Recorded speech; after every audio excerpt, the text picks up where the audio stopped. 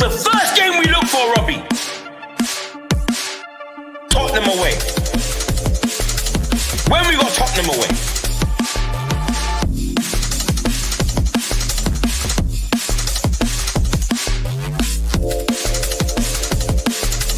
Tottenham away. When we got Tottenham away.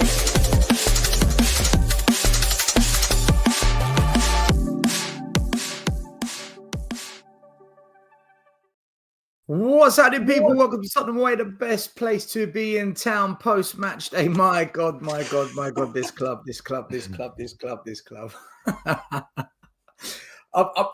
Before I even say hello, in fact, smash a like, subscribe, hit the notification bell, and all that good stuff. Before I even introduce the panel, before I even say big up to everyone, I need to read this to you because this is what straight after the game, this is what I put on our social media page, okay? A masterclass in how not to see a game of football out. What can we say? It's kamikaze football, totally mad, insane, no control. You either love it or you hate it. You're either entertained or you're panic laughing. It wins games and it loses games. For me, we're not winning anything like this because a well-organised team will beat us when we least expect it. But on to the semi-finals we go. Arsenal, Liverpool or Newcastle it will be. The draw is going to be soon. You choose what you want to think. And that's what I'm going to say. Big up Dan, big up Michael, big up Eugene, big up James. How you doing, boys? Big up everyone in the chat as always. Put your comments up. We'll go for as many as we can. Super chats. We'll get your answers to your question. Dan, were you entertained? That is the question going around tonight. If I'd have been a neutral fan, of course I'd be entertained. But being 3-0 up, and then it goes to 3-2, and then literally scrimping and scraping by the skin of your teeth to get through that. Again, we won at the end of the day, and that's what matters. But this man does not know how to see a game through as such. But apart from that, all good. Michael, when you came on backstage, you didn't say hello. You didn't say how are you. The first thing you said was, "What the fuck did I just watch?" Talk me through it, Michael. Talk me through it. No, before I say anything, listen, big up to the club for getting to the semis, right? That's the most important thing in cup competitions. Absolutely. It's like, listen, we will talk about how we got there, right? But in essence, it's not about how you got there. It's the fact that you are there, right? So I have to say that I am extremely fucking happy that we got through to the semi-final. But what the fuck did I just watch? What the hell? How can you go from 3-0 up, cruising? Like, guys, we were in my opinion, right? Not in full control, but United wasn't creating much, right? Couple of shots from the edge of the box. That was it, right? And we gift them, like gift wrapped 2 presents just like that. Like, here, hold this. It's Christmas, isn't it? It's Christmas, basically, right? It's Tottenham and it's Christmas, right? It had to be like that. But thank God we got through. That's all I'm going to say, right? We will get into the game later, but my word. Eugene, what do you think of it? And you're not allowed to talk about betting. All right, guys.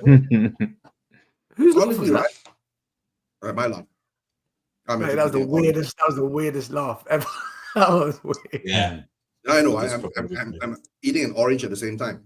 All right, guys. You know when you watch horror movies, right? You get what I'm saying? Right? You're watching a horror movie, right? That was the horror movie that we watched just now, right?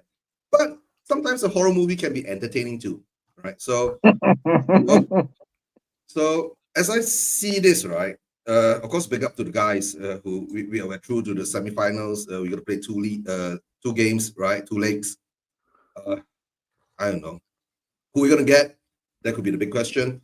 But at the moment in time, I don't know. Are we gonna celebrate? I ain't gonna celebrate. It's not a cup yet, but we are 1 step closer. We got 3 more games to reach that objective. But that's it. Horror movies can be entertaining too. All right. A horror movie, Eugene calls it. James, good to have you back on. It's been a while, mate. You were going nuts about Son during the match in the group chat. What did you make of that game? It's just crazy, isn't it? There's no control at all. It's the Wild West. No, It's literally anyone every single week. But first of all, I mean, I agree with Michael. I was one of the guys, and I think he was as well. Still, I don't care about the league this year. Well, I do care, but I need a trophy. We need to start competing and winning something. So the fact that we're in a semi-final, beg, borrow, or steal, we're in a semi-final, so that deserves credit where credit's due. But with this Tottenham team, there is far too many passengers, man. Far too many passengers. And that, for me, is the problem why we are where we are. People think that they can just coast through games and be okay. Maddison, for one, Sarr, and Son. Other than that corner, I think he gave a ball away more in the second time than he made successful passes. He was shocking. Even Porro, to be fair, one good thing I could take out of that was Spence. I thought Spence was excellent. There's a few players I thought had a good game for Spurs tonight. We'll go through it all. But listen, you're right. You're spot on. We are through to a semi-final, and that's what we've been crying for. But we've got to win it now. We've got to get to that final and then win that final. Big up to William, channel member 20 months, a user, super chat. This club has accelerated my grey hair growth. Why do we always do it like this? We were in a commanding position. Then we decide to bend over. Buddy, listen, I had hair when I started supporting Spurs, so you're doing right. You're doing all right. Don't worry about it. You got grey hair, right? I got no hair. I'm losing hair.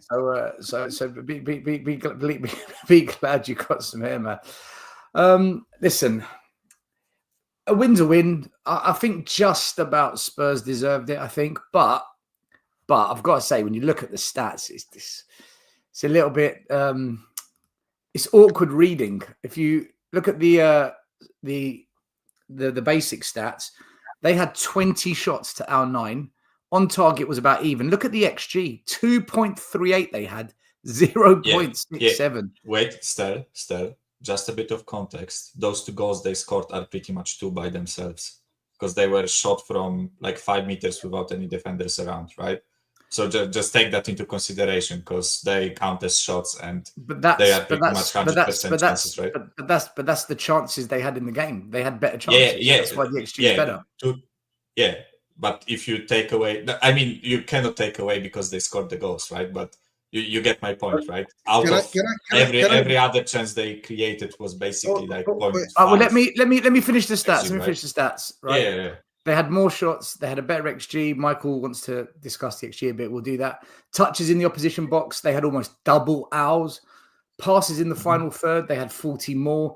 And possession, they had more possession. So the stats say they dominated it. And when you look at the little bit more advanced stats, if we call it that, they had 9 shots off target. We had 2. They had more passes than us. They had 2 clear-cut chances. We had 0, which is the 2 Michael's saying about the XG. They had triple the amount of corners as us.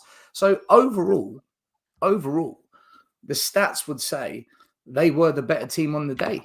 But we scored 4 goals, and that's all that matters. So, guys, do you think we got away with it there?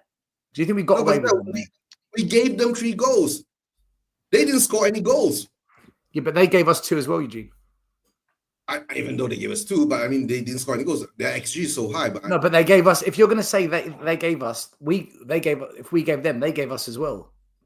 No, but we their goalkeeper parried it to our striker, and Martinez with one of the worst defensive clearances ever to Kulu.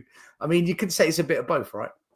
No, but the thing is, our goalkeeper literally... Eugene, sorry, go Eugene.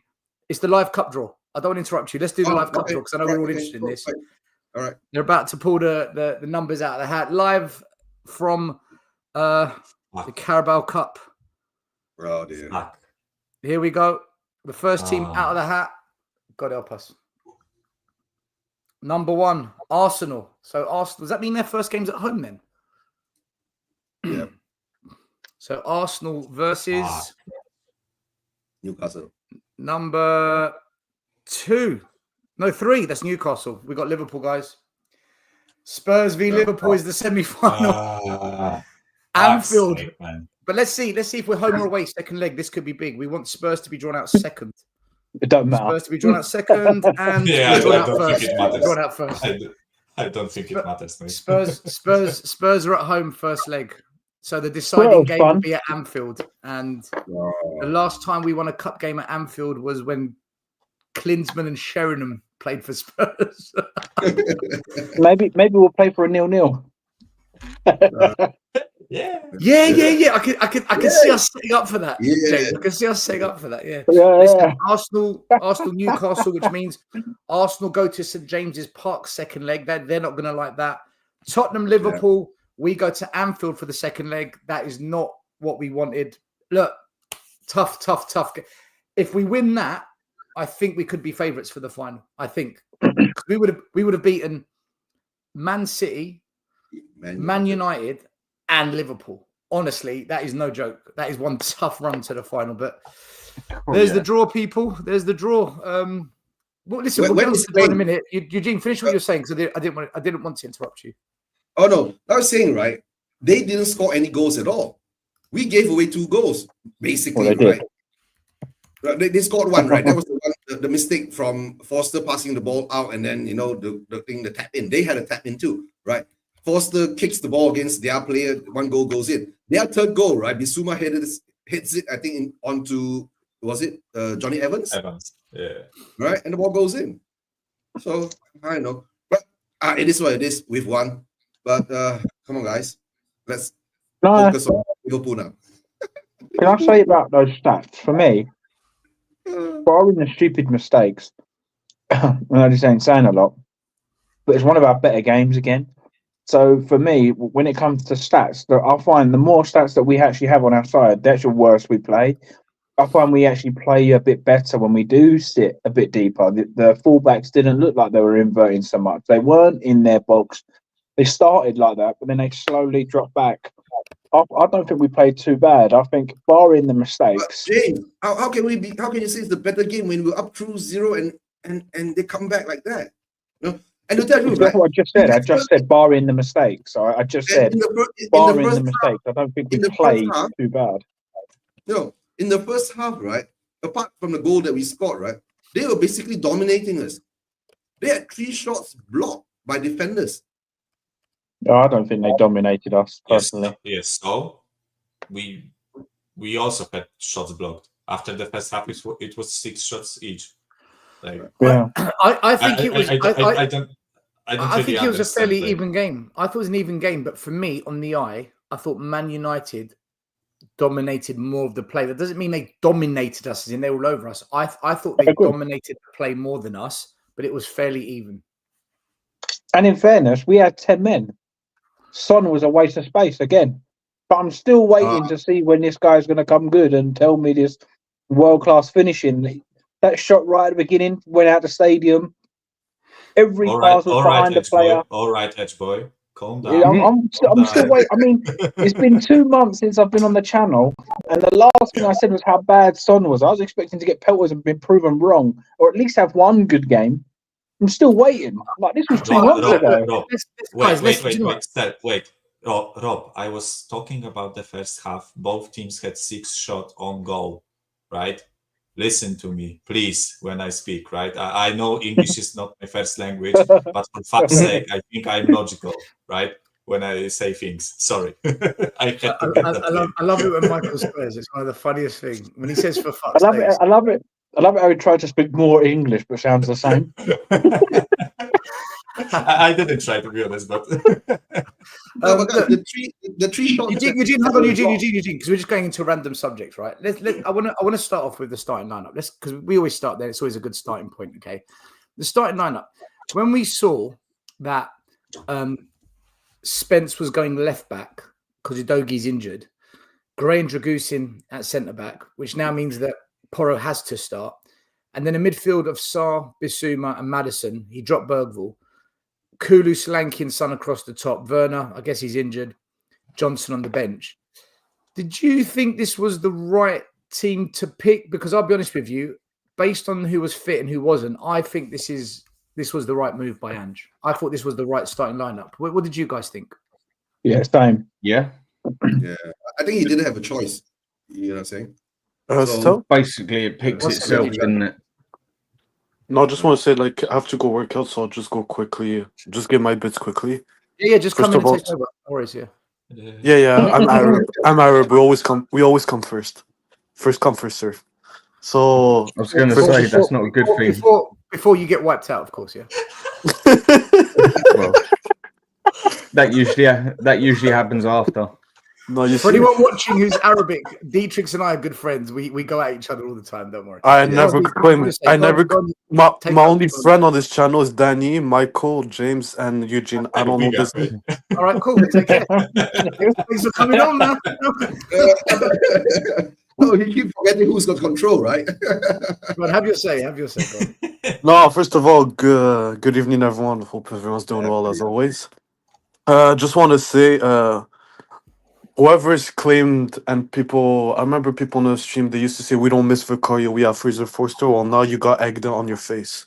Yep. I told everyone this goalkeeper is not good enough. Sure, he had a good patch, but now you saw his true colors. He's a shit keeper. And we gifted 2 goals because of his stupid brain, but it is what it is. But I blame more Ange because he put him in this situation. And I Yeah. told everyone once again, our fullbacks are Jet Spence and Pedro Porro. Jet Spence is fucking good. I'm not saying he's fantastic, he's world class. I'm not that deluded, but he's really good. And I think he's a better player than Udogi going forward and defensively. I want to give props to Papemato Sarr and Bissouma, even though I don't rate those 2 idiots. That's a Son, backhanded compliment. Just give them props and you call them idiots. no, they are idiots, but I have to give them props. What's his name? Son. I never want to hear this guy. This guy's done. He's washed. Get him out. Solanke took his 2 goals well. I can't complain. Kulusevski is our best player at Spurs at the moment, Mhm. and Archie Gray's not a center back. So, but once again, it goes back to the manager. Why the fuck do you play a CDM in center back? But it is what it is. And we play Liverpool on the next round. I have a feeling we're gonna beat them because I know Arne Slot is gonna focus on the league, so that's a good thing at least. But yeah, I'm happy we won, so that's the most important thing. You sound it, man. Yeah. That's it. Oh, I didn't hear Dietrich, what man. you said, but I didn't hear what you said, but I'm pretty sure it's you insulted me. So thank you. No, you said you're happy we won. And I said, yeah, you sound it. So Back to you. No, but to be fair, I think Dietrich's made one really good point, and maybe that's a bit of coping. one But out of the 10 things you said, there was no, one. no, good no, point. sorry, I phrased it wrong. Sorry. No, no, No, it's good. fine, It was good. Michael. It's fine. It was good, man. So, no, what I meant is that when we will be playing Liverpool, right? It's like in February, I think. We play the semis, or maybe end of January. I think they might focus more on Champions League and the league. That's just a bit of like copium from me. But Michael, we I have to they focus have- on Europe because we might not qualify through the automatic stages, right? So we're going to be in a similar position, Yeah. aren't we? Europa Liverpool, League. Yeah, Liverpool are yeah. top of Liverpool's top of their group. They're through. They're done. Yeah, that's fair. Yeah, that's why I said it's maybe a bit Guys, of do copium you think from me, in but- the January transfer window we will get quality players in to give us a better chance? Okay, did you look at our sub bench and compare their bench against our bench just now? Well, I was Just say that again. Do you think? Let's talk about that because the starting lineup we all agree was probably the best option. Yeah. When I saw Man United starting lineup, I was surprised a couple of players that were left out of the starting lineup, Yeah. and I thought, do you know what? Looking at the 2 teams, I fancy Spurs, and I put that on the social media. I said, listen, he's dropped Diallo, he's dropped Kobe Manu. I'm not too sure why Maguire didn't start because he actually has been doing okay for them. And I thought, do you know what? We got a chance here. And I kind of felt when he did bring on those players, that's when the momentum began to change for Man United. Do you think Amorim got it wrong with his starting lineup? Because I think Ange got it spot on. I think Amorim. He No, got it a bit wrong. Amorim fucked up. I don't know why would you not. I don't know why would you not play your best forward and your most clinical forward in an important Cup game. I don't know why, away from home especially. And Yeah. and even the only last thing I have to say before I go, that kid they have Euro is actually a quality defender. he showed levels above Dragusin today, in my opinion. I don't know, I man. think I think They Dragusin conceded was 4 good today. goals. They conceded 4 goals, man. No, I think also I think Dragusin was actually like quite good today. I think he handles Højlund like a bitch. Like yeah, but that's Højlund was Højlund. a bitch the whole- No, but I mean, you know, fucking, I'm still happy, right, that he did. You know, it's Dragusin we are talking about, right? I'm not expecting him to manhandle Haaland or whatever, right? Although he did twice this season, but Obviously, with the starting lineup, is there anyone that you guys would say didn't have a good game then, or who did? Obviously, 4-star. Son was shit. I'll say it again. Son was absolutely shit today. Anyone you think had a good game, Son was shit. No. Everyone had a good. No. Everyone had a good game. I agree, except Son. Dietrich. You're talking my language, man. I agree. He's asking to name the players we thought did well today. No, but I'm not gonna say every Son was every shit. player on the starting level. No, I'm not gonna say every name. I'm just gonna say the main one. Who was good Name and the who ones that were good then. Who was good today? Listen, I'll tell you who I think was good today. I Jets thought Spurs. Solanke did quite well today. I thought Solanke did well. I thought that Spurs. Bissouma had a good game, but he kind of faded out towards the end. I don't think Maddison was too bad, if I'm honest with you. I don't think Maddison was too bad. He didn't control the game, though, when I thought we needed some experience to control the game when the pressure kicked in. I thought Spence had a good game. I thought Spence had a good game today. I thought Dragusin had a good game. I thought those players, for me, did well today. Kulu. can I say one thing? Kulu was the man of the match. Good, yeah. Can I say one thing? I actually think, considering he is a center defensive mid playing center back and he's 18, I don't think Archie Gray was bad today. I thought he did well. I thought he did well. Yeah, I think he did well. I'm not saying he was. Yeah, but still, considering the things that I just said, right? Yeah, he's not a centre back. Fair play. No, you're right. You're right. I think considering that, this I think he did really well. Yeah.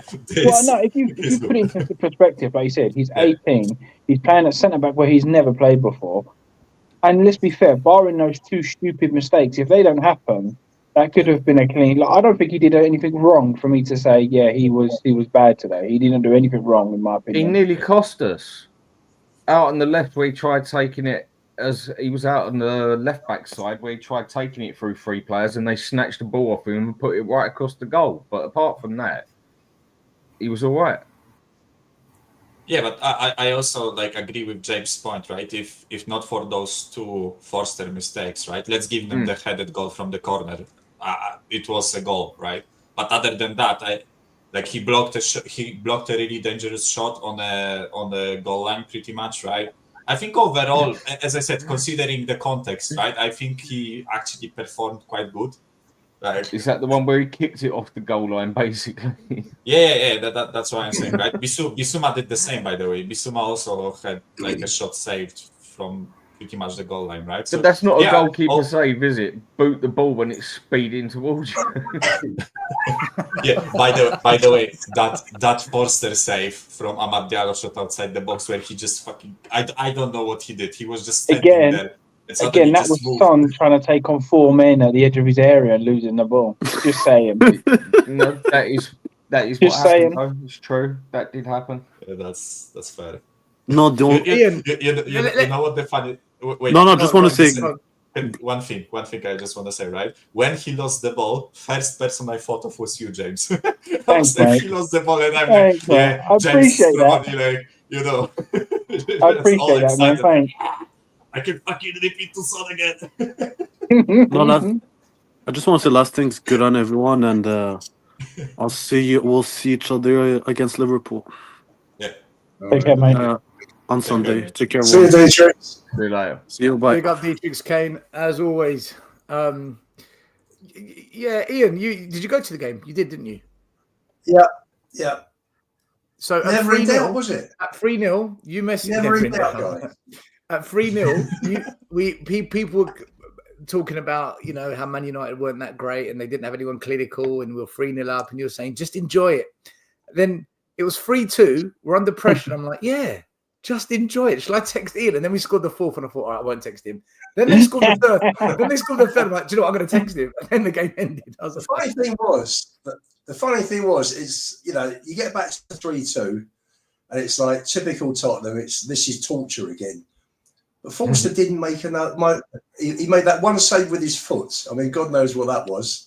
But apart from that, he didn't make a save, did he? It was all like busy, United, and shots, going wide and over and blocked, and it was, it was a mad game, wasn't it? I mean, I'd say the first half it could have been 3-3. It was like end-to-end stuff, and neither defence had any sort of cover. Wasn't it? It was a joke. It was. First 15 minutes, I thought we played very well. And Solanke took the piss out of Martinez for that third goal. He absolutely cooked him, didn't he? Yeah. And this is like a World Cup winning centre back, and he just took the piss. Thought he had a good game tonight. For me, man of the match, for me personally, was Spence. Thought it was terrific to come in. He's hardly played this season, and again, terrific. The build up that he was involved in for the second goal, I think was excellent. No, listen, it was typical Tottenham. We at 3-up, you're thinking, sit on the game, take the sting out of it. Two inexplicable errors by Forster, who up to then was doing well. Made a really good save from that header, didn't he? Excellent save. One of the things I liked about Spence is when they were attacking, I didn't feel on edge like where I would with a doggy. I would always feel like, he's going to swing a leg here, or he's going to pull him here, or push him here. I actually felt like Spence done quite well defensively, again in the wrong position. Yeah. Also, when Ahmad came on, he didn't really get the best. He went past him, but on the outside, right? 2 or 3 times, which is not as dangerous and as getting dribble past and going on the inside, right? So I actually have to congratulate him for the performance today. I think not only defensively, but I also think he contributed quite nicely on the offensive, right? It was overall a really good performance, especially again considering the context that he doesn't. That before Southampton, he didn't really have a game, right? Other than Coventry, and he came on. He looked, quite well. He played a really good ball as well with the outside of his boot. I'm not sure who it was to. Outside of his boot, kind of curled it in behind the defence for the attacker to run onto it. Yeah. What a pig of a throw. The goals we scored tonight, the first couple of goals, do you give credit more to Spurs, or do you say poor errors by Man United? Because the parry by the goalie to Solanke, it was a gift for any half-decent striker, but Solanke still had to finish it. The second goal, though, where Martinez literally, I don't know what he was doing, passed it to Kulu 6 yards out. All he had to do was hit the target, but he did hit the target. So do you give us credit for that? Or do you say, what the hell? United? The first one was more down to, I think Solanke nearly missed it. He nearly cocked that up, but still finished it, managed to get it in the bottom right-hand side. The first one, I think he nearly got that wrong, but again, goal's a goal at the end of the day. And the other one, he spun off three. There's 3 United defenders there around him, and he's reacted much quicker than any of them. So, well done. I'll give him a gold medal. What I'm saying is, he nearly kicked it out. He nearly missed it. Yeah, that's what I just said. That is what I just said, Ian. Also, one thing, because the reason why this, what's the name of the goalkeeper? Bayindir, I think. Well, whatever the name of the United goalkeeper is, right? I think the reason he spilled the ball out was because it took a deflection, right? When Poro shot. So, he wasn't in the right position to just, save it, because it was looking like it was going towards his right, side, and it deflected on the left, right? That's why he had to dive. So, yeah, of course, it's a mistake, right? A goalkeeper on this level shouldn't be spilling the balls out, especially not in front of him, right? But credit to Solanke for reacting fast. But also, I agree with you, Dan. He almost missed that, right? Because it went off the post, I think. So, listen, credit to the guy, right? Because the first goal may be a bit of luck, right? But the third goal... But in fairness, I think how I would look at it is, I'd like to sort of praise Ange in a way, and also criticise him in the same breath, as in. So the second goal that went in, that was beautiful football. The way he cut in, Maddison overlapped, cut it back. Like that's obviously what we've been working on. So that is the credit to Ange. And then the negative toward Ange is we've all seen now that Dominic Solanke can be in the right positions at the right time. So get this guy in the box more often and he'll score more goals. That third goal where he come in, whether he nearly missed it or not, he's done that a few times this season where he's just been able to outsmart the defenders of getting in behind or have those tap-ins. So for me, Ange needs to push Solanke in that area rather than keep having the wingers come wide and cut in and actually have our striker in the box. I think we'll score even more goals. Hey, James, how do you feel about your man's goal from the corner? I think he's the worst player on the pitch. And anyone praising him, I don't want to ever hear him say anything bad about Johnson ever again, because Johnson gets slated week in, week out for doing a tap-in at the back post. No, he's irrelevant for 90 minutes and scores a tap-in. Well, I don't want to hear them criticise Johnson ever again.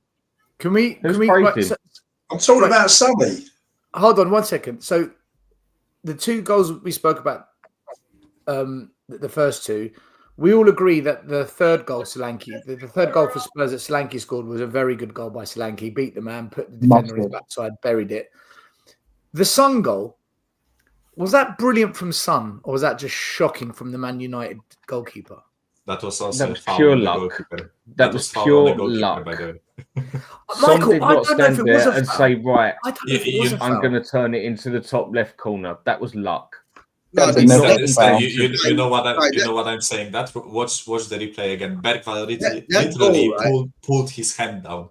No, he didn't pull his hand. He brushed his hand. No, but I mean, his hand clearly went down, right? So either the was goalie is a jumping pussy and just he was coming down. The goalkeeper jumped slower than Bergwall. That's why his hand was caught inside. So, but the third. No, I don't know. I don't know if it's a foul on. This is what I'm asking. To me, I can see if there was VAR and it said no goal, I kind of see why. But when I watched it again, I thought, hold on a minute, he hasn't actually pulled him. He's kind of brushed. His hand slid down here. So is that a foul? I don't know. What do you guys think? I don't know. All I can say is that Bayinda did a Vic that day. That's all. Right. He was slow to the ball. Bergwall jumped faster than him. By the time Bergwall was on the way down, he was on the way up. That's why his hand couldn't come up. So, yeah. But by the way, can I ask you guys something, right? Because I want to confirm something when I was watching our corners today, right? But do you think we kind of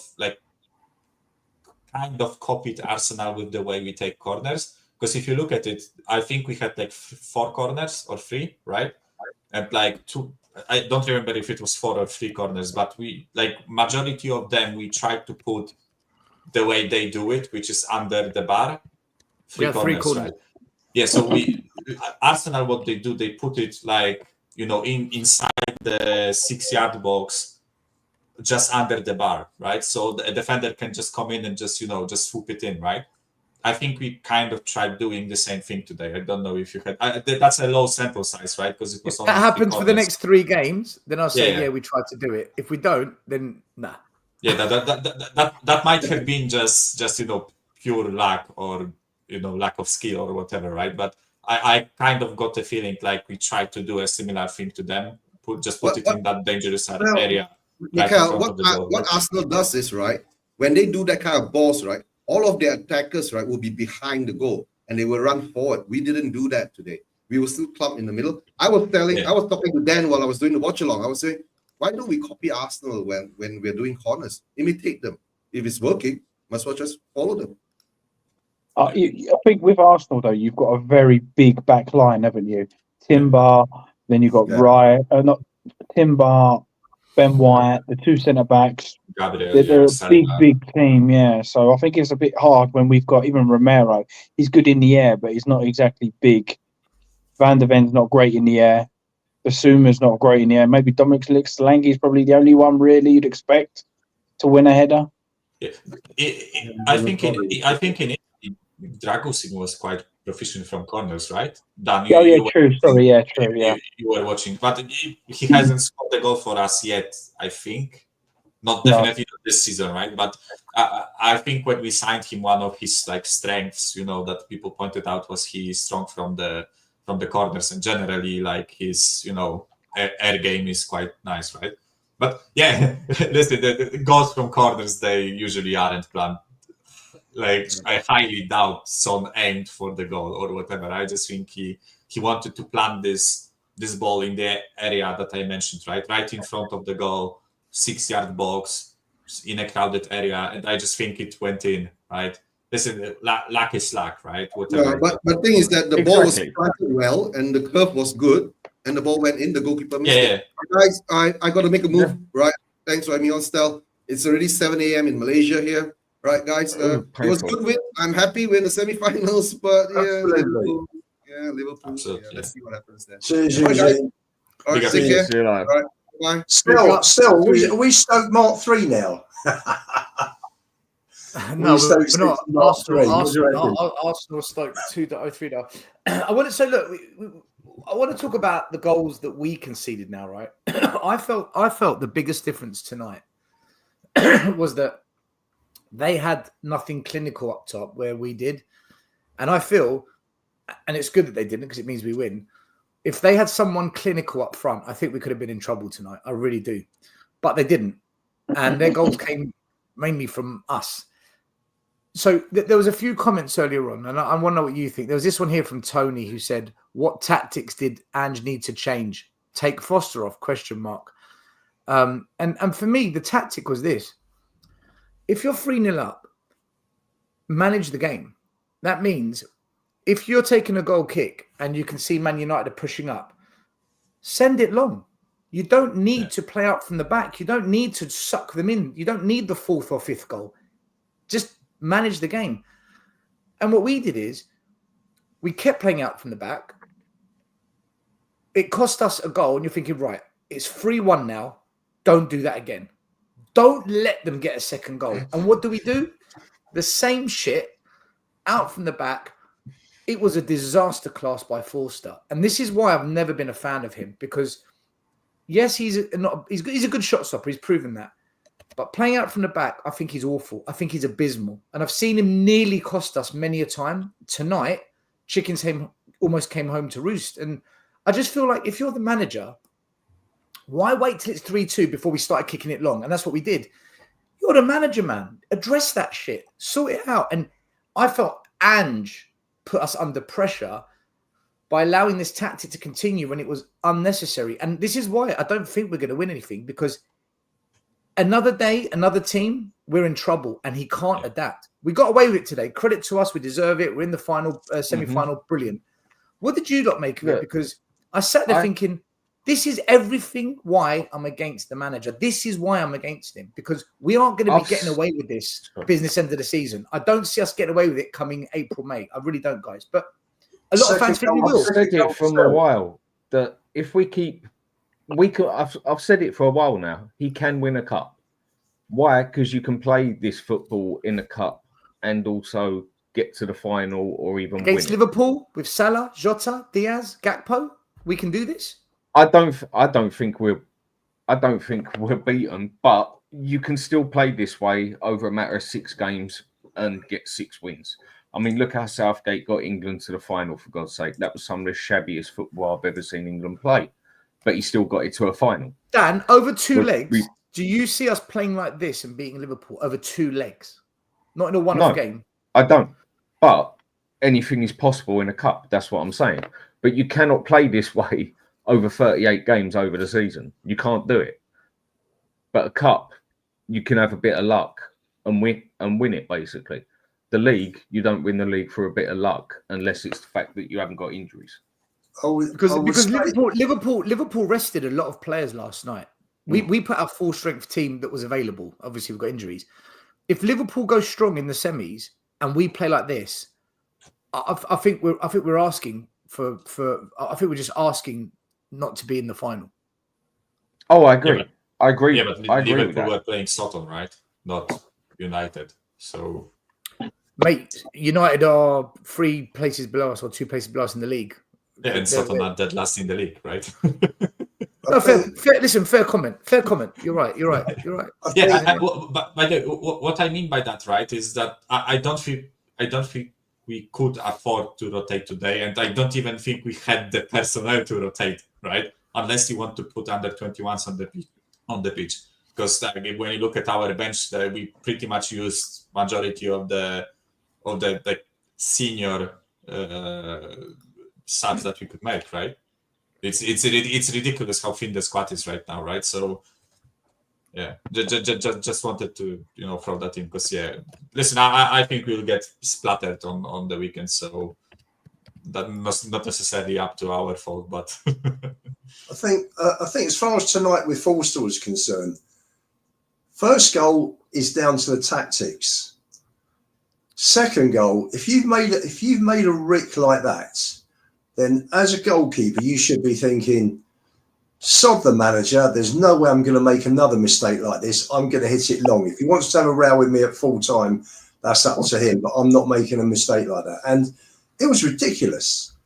And what was even worse was that at 3-2, he's rolled the ball out to Basuma. Archie Gray. Yeah. On the edge of his box, when Basuma went round the guy and got injured. And we're all screaming at the bloke. What are you doing?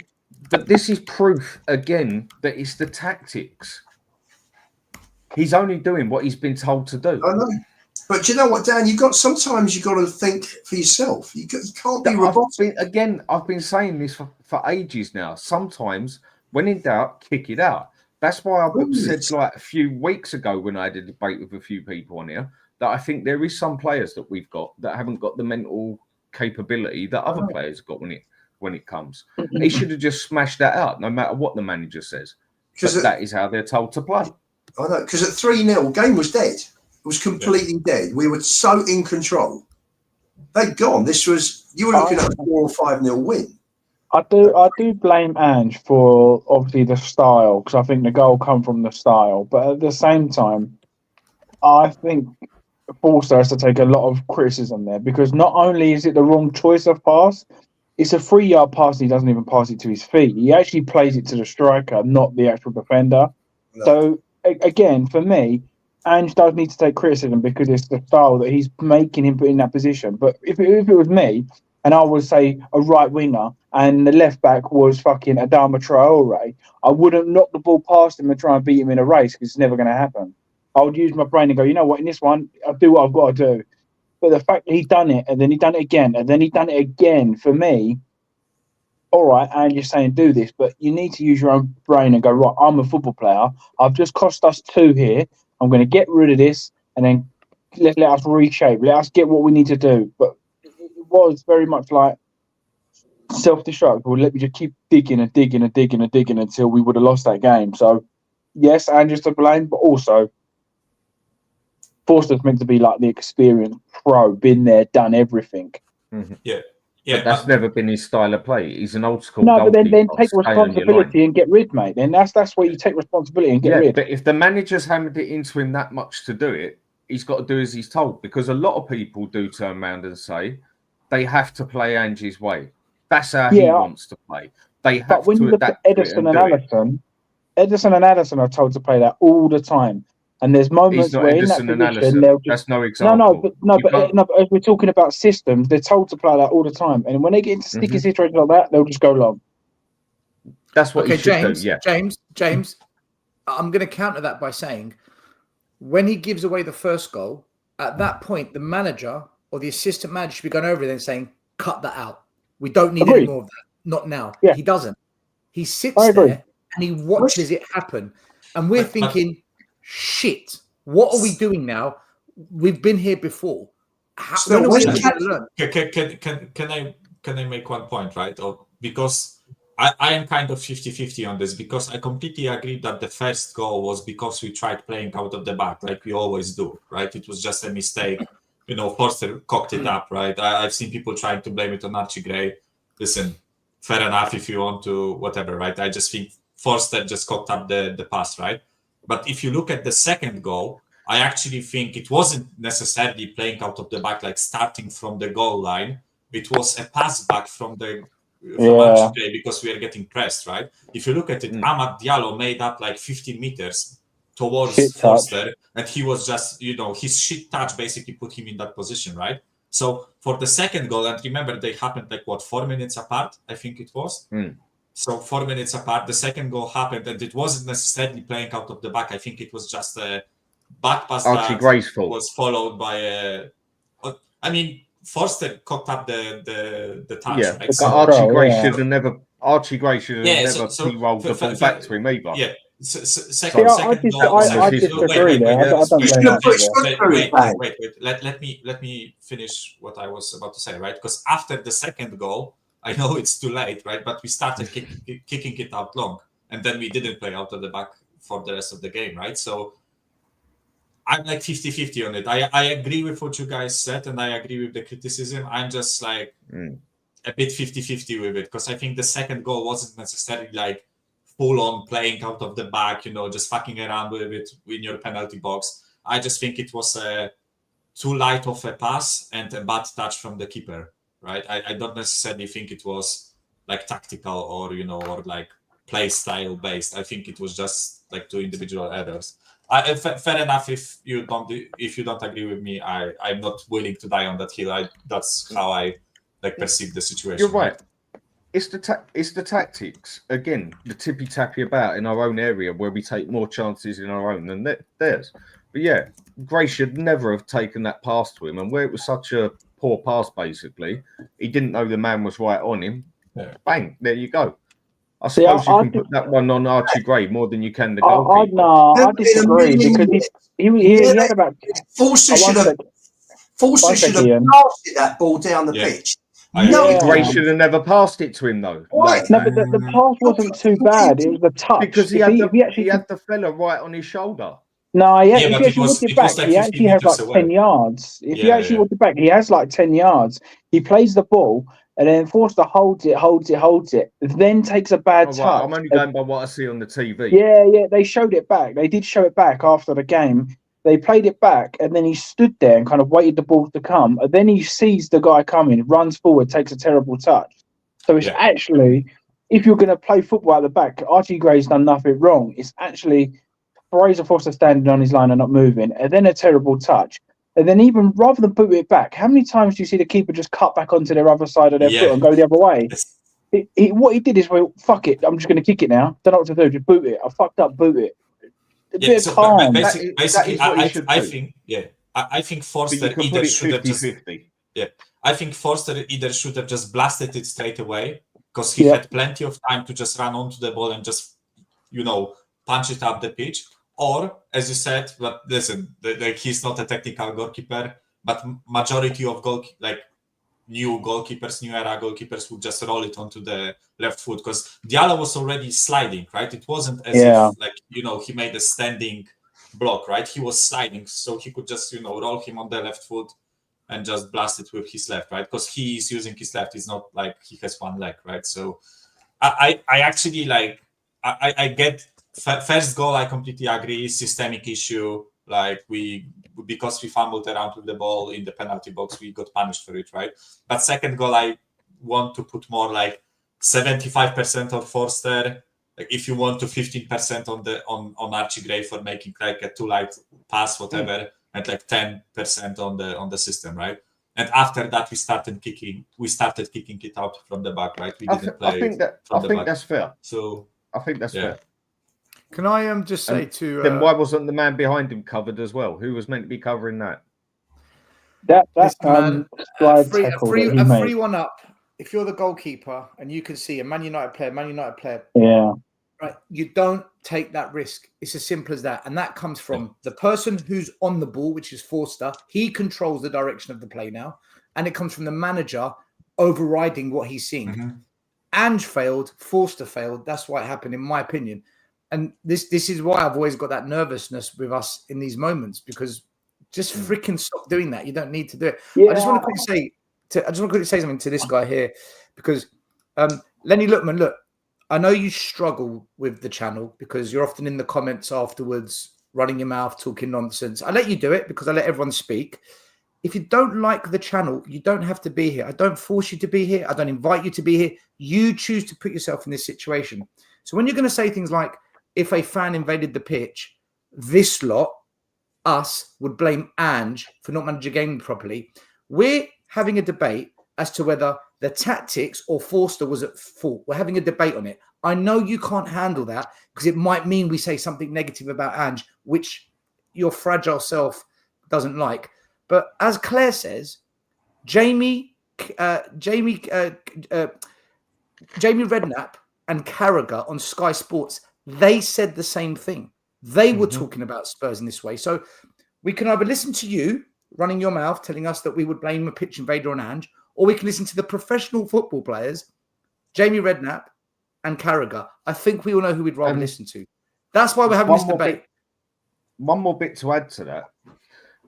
I mean, everyone agrees Alex Ferguson was a great manager. I've read both his autobiographies. And the thing he says in both of them, which a lot of players didn't like, was even if they won a game 4-1, he wouldn't praise the 4. It'd go hell level on them for the goal they let in. You've got to pick out the bad sides of a game as well if you want to improve. We're not going to win every game like this. You score 3, we score 4, because Man U was a bloody mess again. And you've got to pick out the bad points as well. It's not. I just want us to discuss.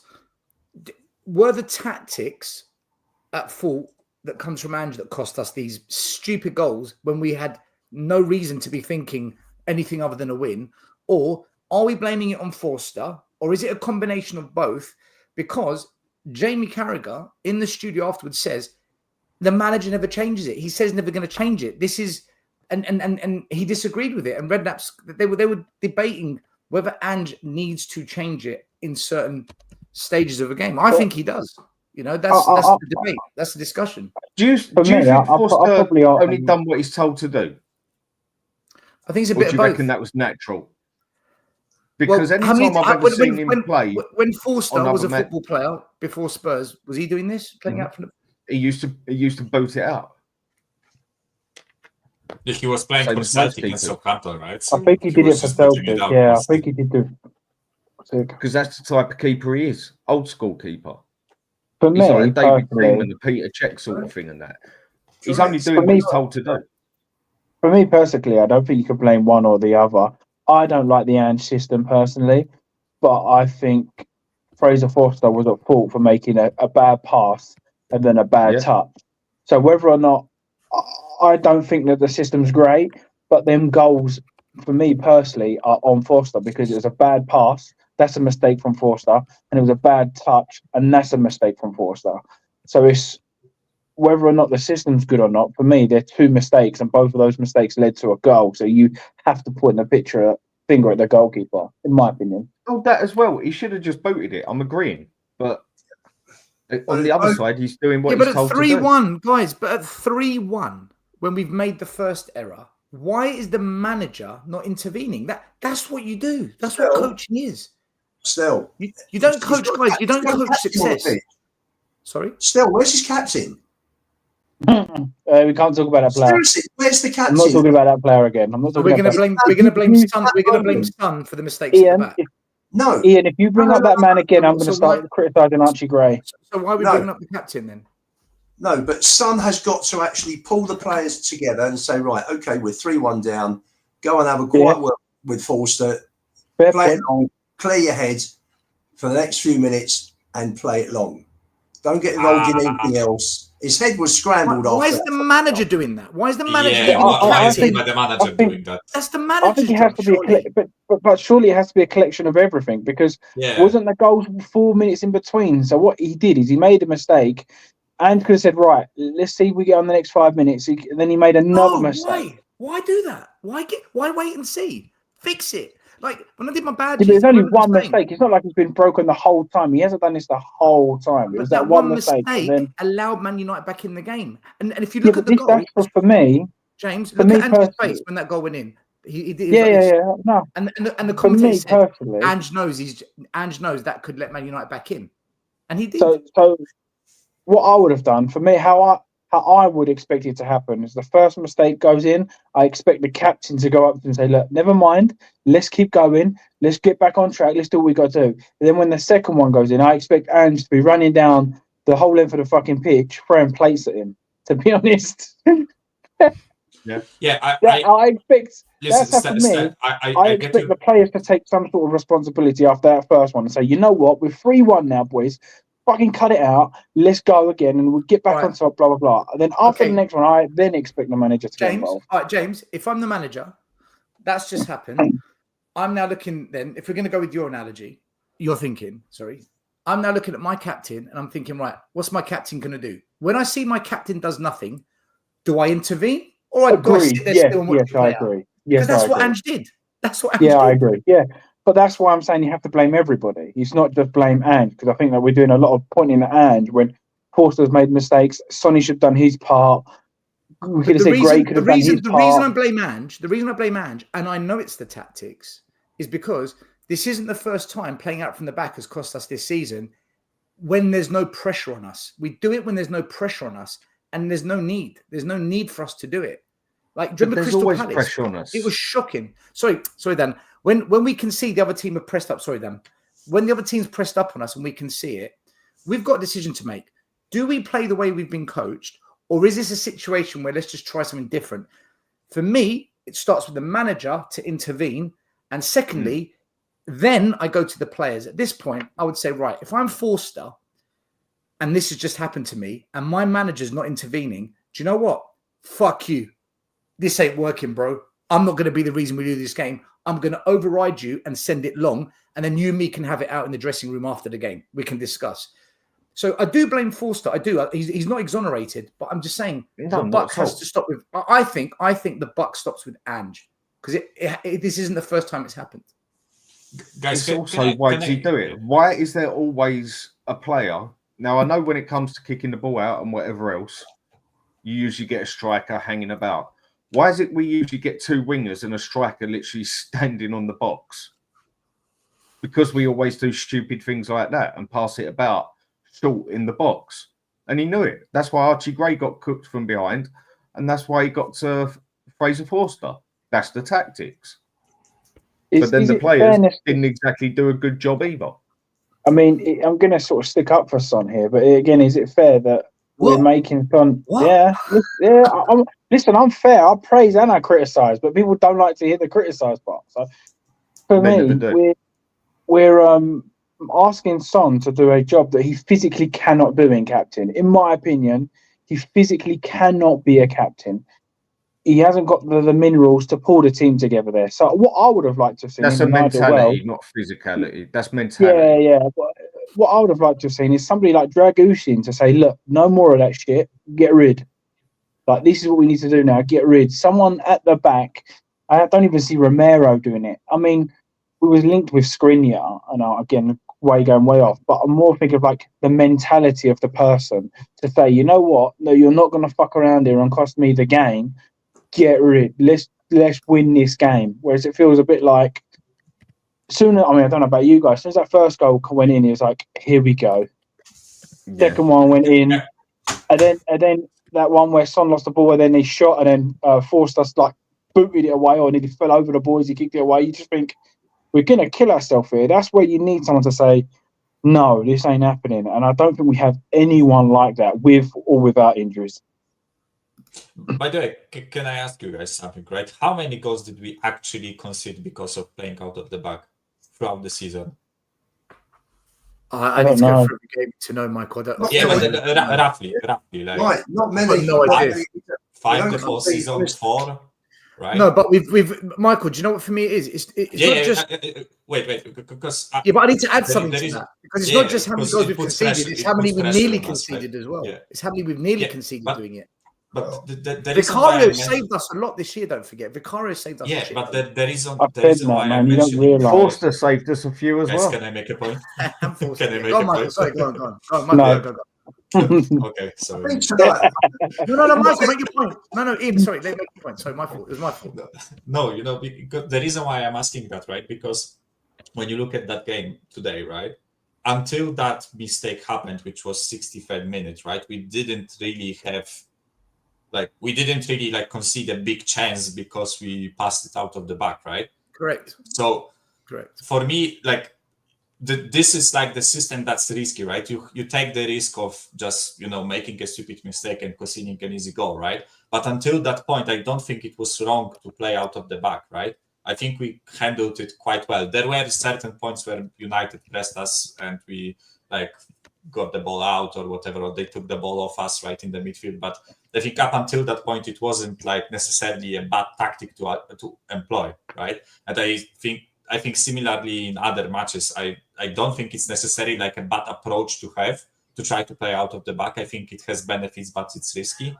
But I agree with you that from that first goal that we conceded, we should have stopped that, right? And listen, guys, respectfully, I don't know why it's Son's like job to tell Forster to kick it long. Why does it have to be Son? Why does he have to run the whole length of the pitch to the goalkeeper to tell him to kick it long? Why it's not Dragusin? Why it's not Poro? Why it's not Bissouma? Because that's what a captain does. Yeah, but is everything on the like? Can those players not think for themselves? Okay. Then what was Lloris meant to do then? He's a goalkeeper. Lloris, what was he meant to do? Hugo Lloris. Oh, Hugo Lloris. Yeah. What's he meant to do then as a goalkeeper? And what do you mean? Dan, what do you mean? Yeah, that's why. How did he get his word about? He didn't. Son's actually on the pitch. A captain does that basically, doesn't he? Oh, right. Yeah, So you're saying. I don't know. I just have a feeling that whenever something, listen, this will sound bad, right? But I have a feeling whenever something like systematically goes wrong, I think a lot of people just look at the captain. It's like, it's fucking captain's fault. It's captain's job to do that. It's captain's job to do that, right? Why Forster doesn't have the blame to kick it out by himself? I don't see the point of like, putting blame on Son for not telling him to kick it out. I would rather put it on Forster for not kicking it out because it's his agents. It's like his thoughts, right, that go through his body to kick it out, right? It's not Son's job to play for him. That's if you, but look what I'm happened. maybe not like wording it properly, right? But Michael, look what happened though, right? After the first goal, they still tried to play out from the back, and they could see Man United were pressing higher up. We could see it. We can all see it. And we're like, and they got it wrong again. I don't think Forster just kicked it long after that. There was a tactical change because look at the Spurs players. They shifted up as well. There weren't the options to go short. So clearly the tactic was changed, but it didn't need to get to that. It shouldn't have been left to a game where like 3-2 shit. And all of us were saying, we're going to blow this. We're going to blow this. That for me is where managers earn their money. That's where a Klopp, Mourinho, and Ancelotti, a Wenger in his prime. That's where they earn their money. Yeah, but I was talking about this is where for me I look at Ange. Of course, I blame. Yeah, but I was talking about the captain, not the manager. I was talking about Son, not the manager, right? I agree with you on the Son thing, Michael. I don't blame Son for that. I don't blame him. I don't see a reason why we blame Son for the second goal, right? James just hates him. Like James, I hate him. I didn't blame him for that. I didn't actually blame him. It was Ian actually, right? And not to like blame. Ian used to be a happy clapper. He's a hater now. No, but Ian said that the captain should intervene in that moment, right? I don't necessarily agree. I think it's also in players. Like players themselves have to have the knowledge to just, make proper decisions on the pitch, right? There has to be a bit of like, agency on the players. They have to think for themselves. Michael, it's not back in the day, captain, in hindsight, I think like 20 years ago, captains used to order their players more, right? I don't think that's the case anymore. I was going to say something though. Back in the day, who was the captain? It was Maldini, it was Baresi, it was Ledley King, it was Vieira. It was a defensive type player. Yeah. That would be in that area. Nowadays, your number 10's the captain, your striker's the captain. I think if we had a captain, like a proper captain in the back, I think Ian, then you've got a solid point. I think your point then stacks up more, maybe. Yeah. By the way, that's part of my point, right? That's why I mentioned why does he have to run through the whole pitch to Forster to tell him something, right? I think if we had if let's say Dragusin was a captain today, right? Then I would put like some of it on him, right? Because he's the defender, he marshals the defense, right? He's the captain, he's supposed to be the leader of the defense, right? But I think Son is a winger, right? Why is it his responsibility to tell the defenders or a goalkeeper to kick it. So I Then don't pass think the I don't message think down the I don't pitch think it's then. his responsibility. But what I do think is I don't think anyone's wrong or right here. I think we're all wrong or all right. It all depends on It's what you opinion. want to say. It's Yeah. opinion. So for me, people are saying, why would you tell Son to run back and tell the goalkeeper? For example, I'll give you one other example. When Son lost the ball and they did we concede when Hugo Lloris come running to the edge of his box and went mad at Son? Do you remember that? He gave the ball away, didn't he? He gave the ball away. Hugo Lloris ran up to him and went absolutely mental and started screaming, saying, "No, you lost that. You need to get back and get the ball back." And that was from our goalkeeper. So that's him, for me, trying to rally up the team and do what you've got to do. So I don't see what's the problem with him making a 50-yard run back and say, "Listen, heads up." He doesn't have to shout at him and go mad. Say, "Look, heads up, mate. We've made a mistake. We're going to carry on now. Let's pick up from when we started." It hasn't got to be all doom and gloom, screaming and shouting. And I think that's the same with Ange. I think Ange could have said, "Look, that's enough now. Let's go long if we need to." I think Dragosin should have said, "Look, let's keep calm." All of them. I don't think anyone's wrong or right. I don't even think it's an opinion. I think everyone's right. They all need to have the role in the team to say, enough is enough. Let's get us through this game together. But a captain is a captain. And for me, again, personal opinion, a captain is the next hand to the manager, basically. Like a king always had his right-hand man, basically, yeah? So if he's Angie's right-hand man, then it's down to Son to get the news about on the pitch, basically, because he's got that responsibility as a captain. That's the way I see it. I mean, look at Roy Keane. Anything used to go wrong, he used to be over anyone and everyone like a fly on shit. But there's no one in the Premier League like that anymore, is there? There's John Terry. No one. He was good for it. Tony Adams, brilliant for it. Yeah, Gerrard as well. Yeah. But that's the end of an era, isn't it? Or like that anymore, have you? No, but that's what I end of an expect a era. captain to be able to do. At least tell the players about themselves. Having listened to everybody last 10 minutes and been watching the comments as well, I've got to flip back to my original thing that when Gray passed the ball back, having made that mistake, Forster's attitude should have been, "There's no way I'm going to do this again." And he should have launched it long. He should have come and met the ball, not stood back and waited, giving the United striker time to close him down. You just go and you launch it. He'd have had plenty of time, and he plays the ball long. You know, we got Solanke. He was picking up a lot of balls, holding on and laying the ball off tonight. Thought he had a really good game. You've got to go out there. You know, we were moaning the whole of last season. We haven't got a target man. We've got one now. Let's hit him long. I always say it's much easier to score a goal if you hit a long ball to your halfway line. You're starting an attack from halfway rather than starting an attack in your own box, because you're twice as far from the other goal, and there's twice as much chance of losing the ball and getting caught and punished. I was listening on Talk Sport today. I'm trying to think who it was that was on there. And they were saying, you know, this whole thing about playing out from the back, the amount of mistakes that are being made this season and goals that are being given away across the Premiership. Yeah, it's staggering. Everybody just wants to play out from the back, and it's mad. Yeah. It's just crazy. It's a crazy tactic. It's not just us that does it. Other teams are. You know, it's. Ian, I agree with you, right? That's why I said I put majority of the blame for the second goal on Forster, right? Because he made like a huge individual mistake, right? And to back your point even further, right? Even if he booted it out into the stands, that's still better than conceding a goal, right? Absolutely. If in doubt, just get rid of the ball, just clear it, right? Don't put yourself at danger, right? That's how I look at it. The second goal, right? The first goal, I agree, tactical, right? But the second goal, I think it's more individual than tactical, actually. But can I spin the conversation? 9 goals. Do some super chats and you can spin, because they've been sitting here for a while. All right, okay.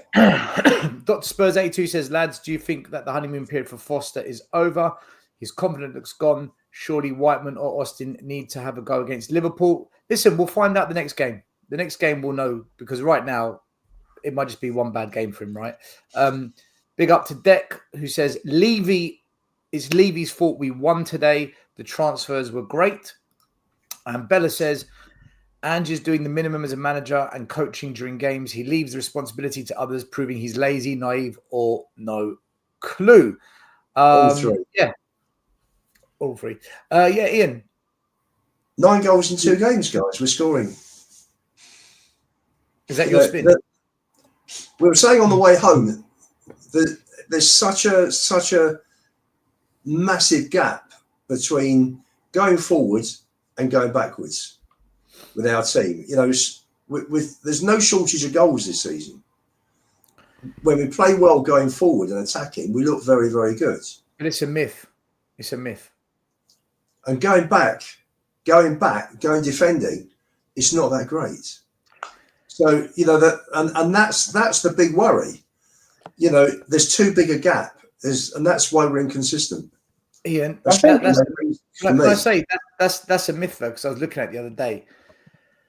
I can't remember the exact numbers, but if you look at these goals we've scored, something like 65% of our goals have come from 70%, from 30% of our games.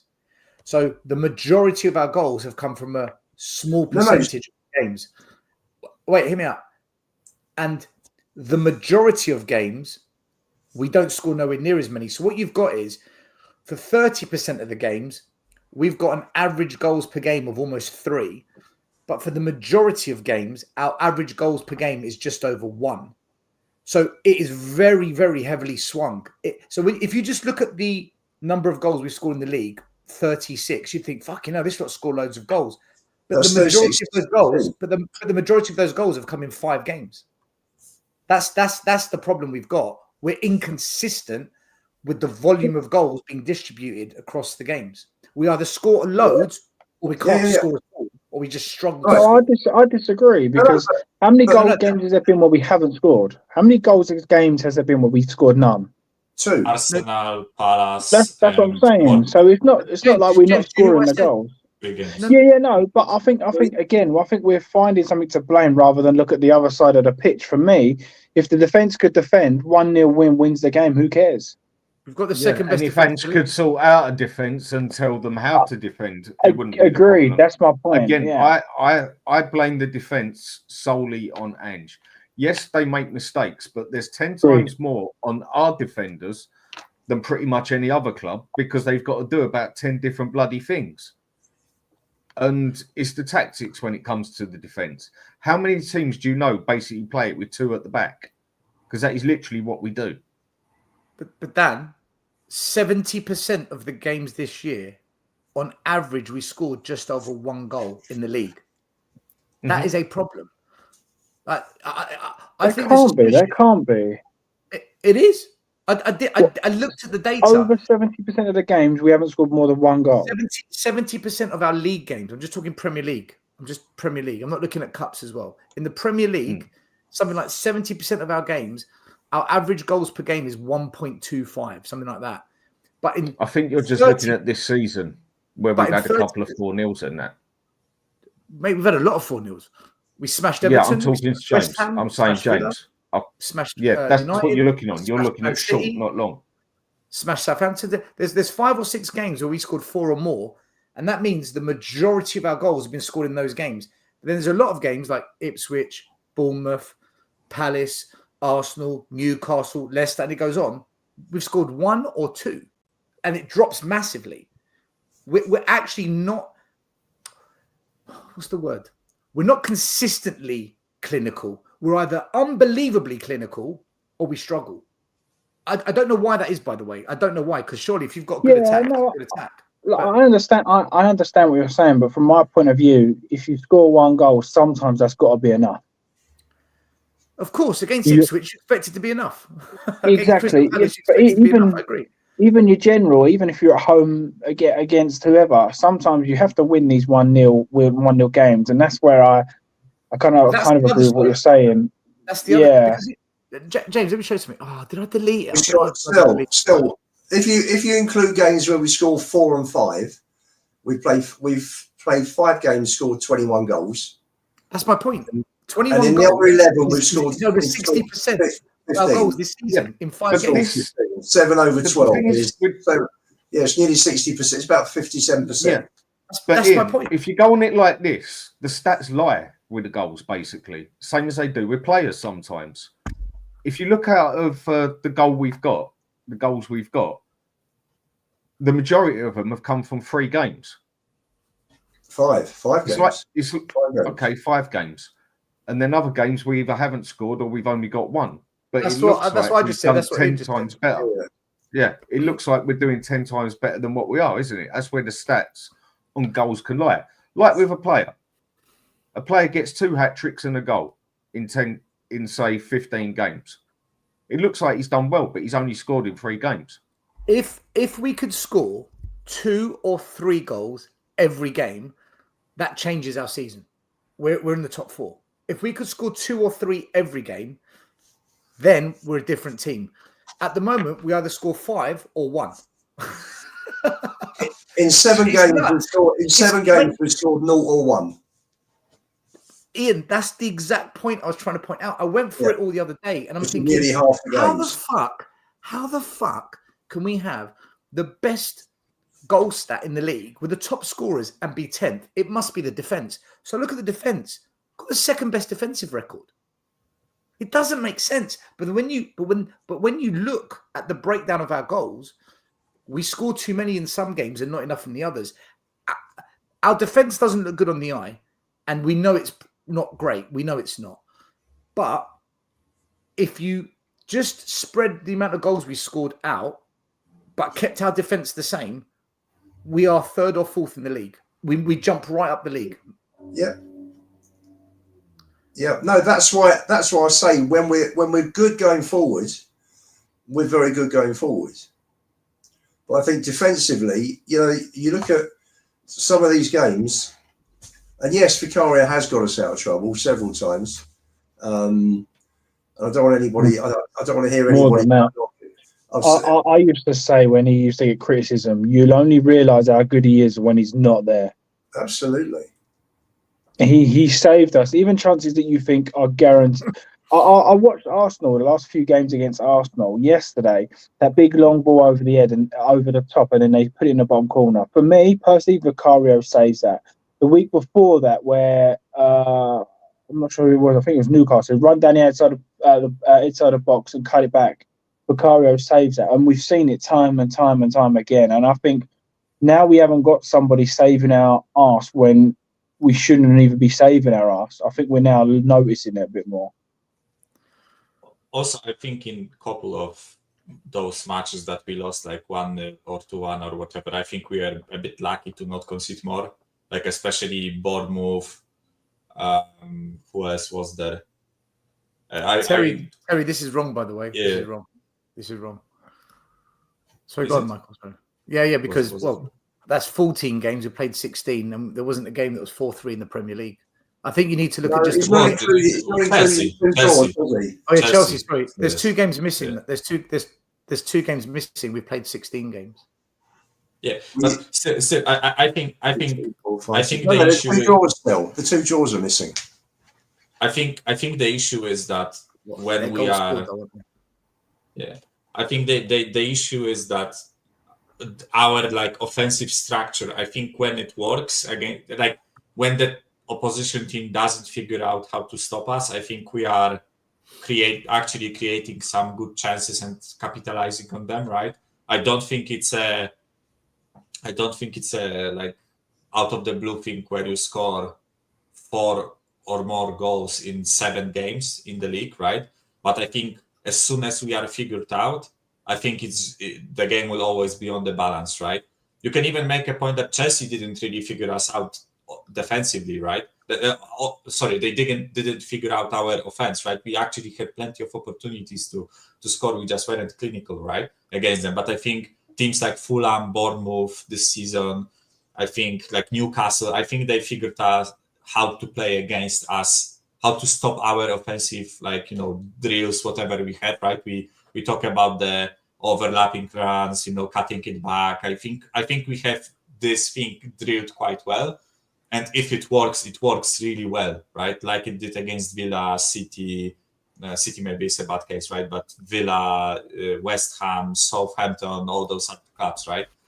But I think the issue is that our defense is always so exposed that when our offense doesn't work, then we are, as I said, always on the edge of the knife, right? And games like Ipswich show it, right?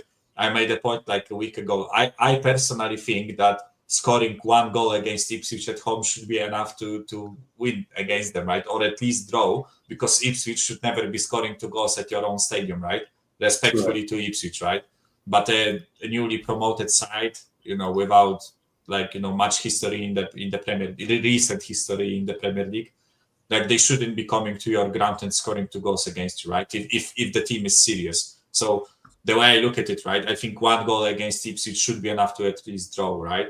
1 goal against Arsenal, right? I think it probably should have been a 0-0 draw, right? If we didn't F up, I think the thing, Mike, I think there's. You mentioned Ipswich. You're always going to get a game during the season where everybody's on it. Where the team have an absolute mare. Every team, every Premier League team has that.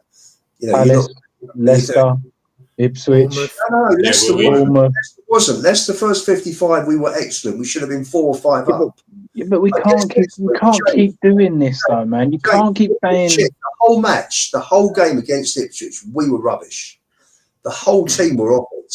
Yeah, but Ian, when you see, do you know my issue with these comments? When fans say we should have been 3-4 up against Leicester, we should have been 5 or 6 down against Bournemouth. Okay, well, we lost against Bournemouth, but we did lose against Bournemouth, so that was a deserved defeat. Really, even if we should have scored 100 goals in a game, well, we didn't deserve to beat. We didn't deserve a draw against Fulham. Fulham should have beaten us. Total domination in the game, in every which way, 99% possession, everything, but we lose 1-0. What does the rest matter? What does it really matter? We lost 1-0, and that's all that matters. So it's irrelevant. Do you know what it is? Do you know what it is, guys? We used to have like an absolute weapon up front, whether it was Kane, Prime Son, Klinsmann, Defoe, Berbatov. There's always a killer, someone that would just, half a chance, we've got the game. We don't have that now. What we do now is we try and get some from Johnson, some from Solanke, some from Son, and we spread it out. But the problem with that is when you're in these games, like you said, Ian, when we're in these games, like Liverpool used to, but like you said, Ian, when we're in these games where we're having a bad day, that's when your superstar wins you the game. Like he does something that you're like, yes, fucking yes. We don't deserve it, but that's the beauty of Kane. That's the beauty of Berbatov. That's the beauty of Robbie Keane. We don't have that anymore. Those players, do we? We just don't have them.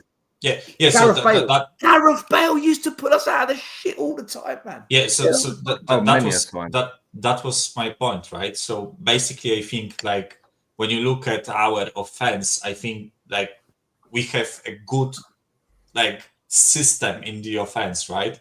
I think systematically those players play the way they are taught, right? The way Ange teaches them to play offensively, I think they fulfill that role quite well. But we don't have like a maverick. We don't have someone who will put us out of the trouble, right? I think this is the issue. That's why I said, I think when the opposition team doesn't figure a way to stop us, right, to stop that that offensive, pattern that we have, then we punish them, and we punish them heavily, right? Like we did in those matches that we've won. I think the issue comes where we play that same pattern against teams that have us figured out, like Fulham did, like Bournemouth did, right? And then we don't have that maverick. We don't have a Mo Salah that will pull us out of nothing, right? So, and then the way our defense is exposed is highlighted, right? Because we don't score 4 goals. We don't score like 2 goals. We score like 1 or none. And then we are so open defensively that conceding just 1 or 2 goals means we lose a game, right? Because if you look at it, I think every single loss that we took this season in the league, and I think even in Europa League, I think every single loss we took was by 1 goal, right? So it just proves that when our attacking pattern doesn't work, and I want to focus on the word pattern, right? Because we don't have imaginary players players with imagination in the attack. When the pattern doesn't work, we don't score and we lose a game, right? I think it's just as simple as that. We have to score. Our offensive pattern has to work for us to win a game, but it won't if we don't like. If the pattern doesn't work, then we don't have like world-class talent to come up with something new. If you get me right. I just think with this club at the moment, I have no idea what's going to go on. Like, people before the game say, "Oh, what do you reckon? We could lose 5-0, we could draw 6-6, we could win 8-0, could be a 0-0." I have no fucking idea. I really have no idea. I just don't understand. I think a lot I don't understand. I don't understand if it's all. It can't all be tactics, because don't get me wrong, I disagree with these tactics, but it can't all be tactics. It can't all be.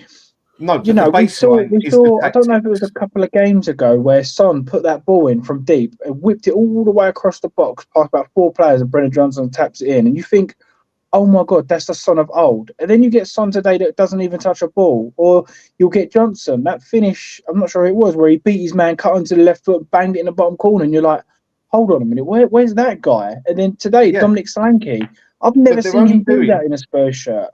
So why is it like what they're told to do, James? It's the tactics of the manager who tells them. I disagree. Because who tells them to play inverted wing backs then? That's not what I'm talking about. That's not what I'm talking about. You're changing the subject. No, don't goalpost it. Who tells them how You're to? goalposting it. That's not what I'm talking about. Answer the question. Dan, you changed it. You're not answering what I've said. You changed it. No, Dan. James is talking about what Michael was saying about. Yeah, you've changed it. James is replying. One minute. Let me step in. Right, James, repeat your point and let Dan reply to that. So my point is, like, again, I'll say I don't agree with these tactics. I really don't. But it can't all be on the tactics, because, say, 2-3 weeks ago when Son was deep, I'm not sure who it was against, but he played that lovely through cross where he went all the way past every defender, back post, Johnson tapped it in. And then there were games where Johnson beat 2 or 3 players, put it in the bottom corner. I know. I heard everything you said. But then why did you start talking about fullbacks? I wasn't talking about fullbacks. Right, hold on 1 minute, Dan. So I'm asking you a question. Dan, 1 minute. So, James, what specifically are you talking about then? Because what I'm saying is it can't all be tactic. The whole thing is just a mess, because I don't understand what's going on. Because how is it one game? How is it one game? Now let me ask you my questions. Now I don't understand the question. Dan, I don't understand the question. James, he's basically saying it's not all down to the tactics. No, 1 minute. Hold on. No, I don't think he is. When you say the tactics, are you talking about all the tactics, defensive tactics, attacking tactics? I'm talking about everything that we see going on, everything. Because Can I ask him my questions now then? Yeah. Right. James, who tells the wing backs to invert? Well, the manager. No shit, Sherlock. Right. Seeing as you liked that one the other night. Who tells them to sit back on the halfway? Who tells them to go on the halfway line? Yeah, the manager. Who tells the wingers to invert most of the time? The wingers don't invert. The wing backs invert. Wingers stay too far wide. No, they cut in as well, basically, a lot of the time as well. Otherwise, Johnson wouldn't get the goals in the tackles. Oh, like the late run at the end. Yeah, they don't like cut in, but yeah. They invert. Yeah, right. Who tells Maddison to come back? Yeah, the manager. Who tells Basuma to do to play a number 8 at DM and run up the other end of the pitch? Yeah. Who tells the goalkeeper to pass it out the goal and the other defenders keep it short passing to each other? Yeah. But what I was saying is this is what I was saying, and this is where I think maybe we're kind of on the same wavelength but saying it differently, because what you've just said, you've just named 5 problems. If I'll say problems, but you know what I mean. I can name more. 5 negatives. But for me, what about that deep cross that Son made? Is that the manager's tactic to tell him to do it, or did he just do whatever the fuck he wanted? Today, is it when Son scored, Johnson scored that goal where he come in and beat 2 men and put it in the bottom corner? Is that the manager's tactic, or is that just Son right? to I do get what you're saying, but the majority is for me where I'm trying to understand, because it's almost like there's some tactics that are good, some are bad, but I just don't understand, because it's almost like I think I can putting together and get. I can answer this. There's certain teams you play against where the tactic will work, and there's certain teams you play against where it's not going to work, and you need to tweak it. Isn't that the issue? You can't do the same thing every single game against every single team and every single manager.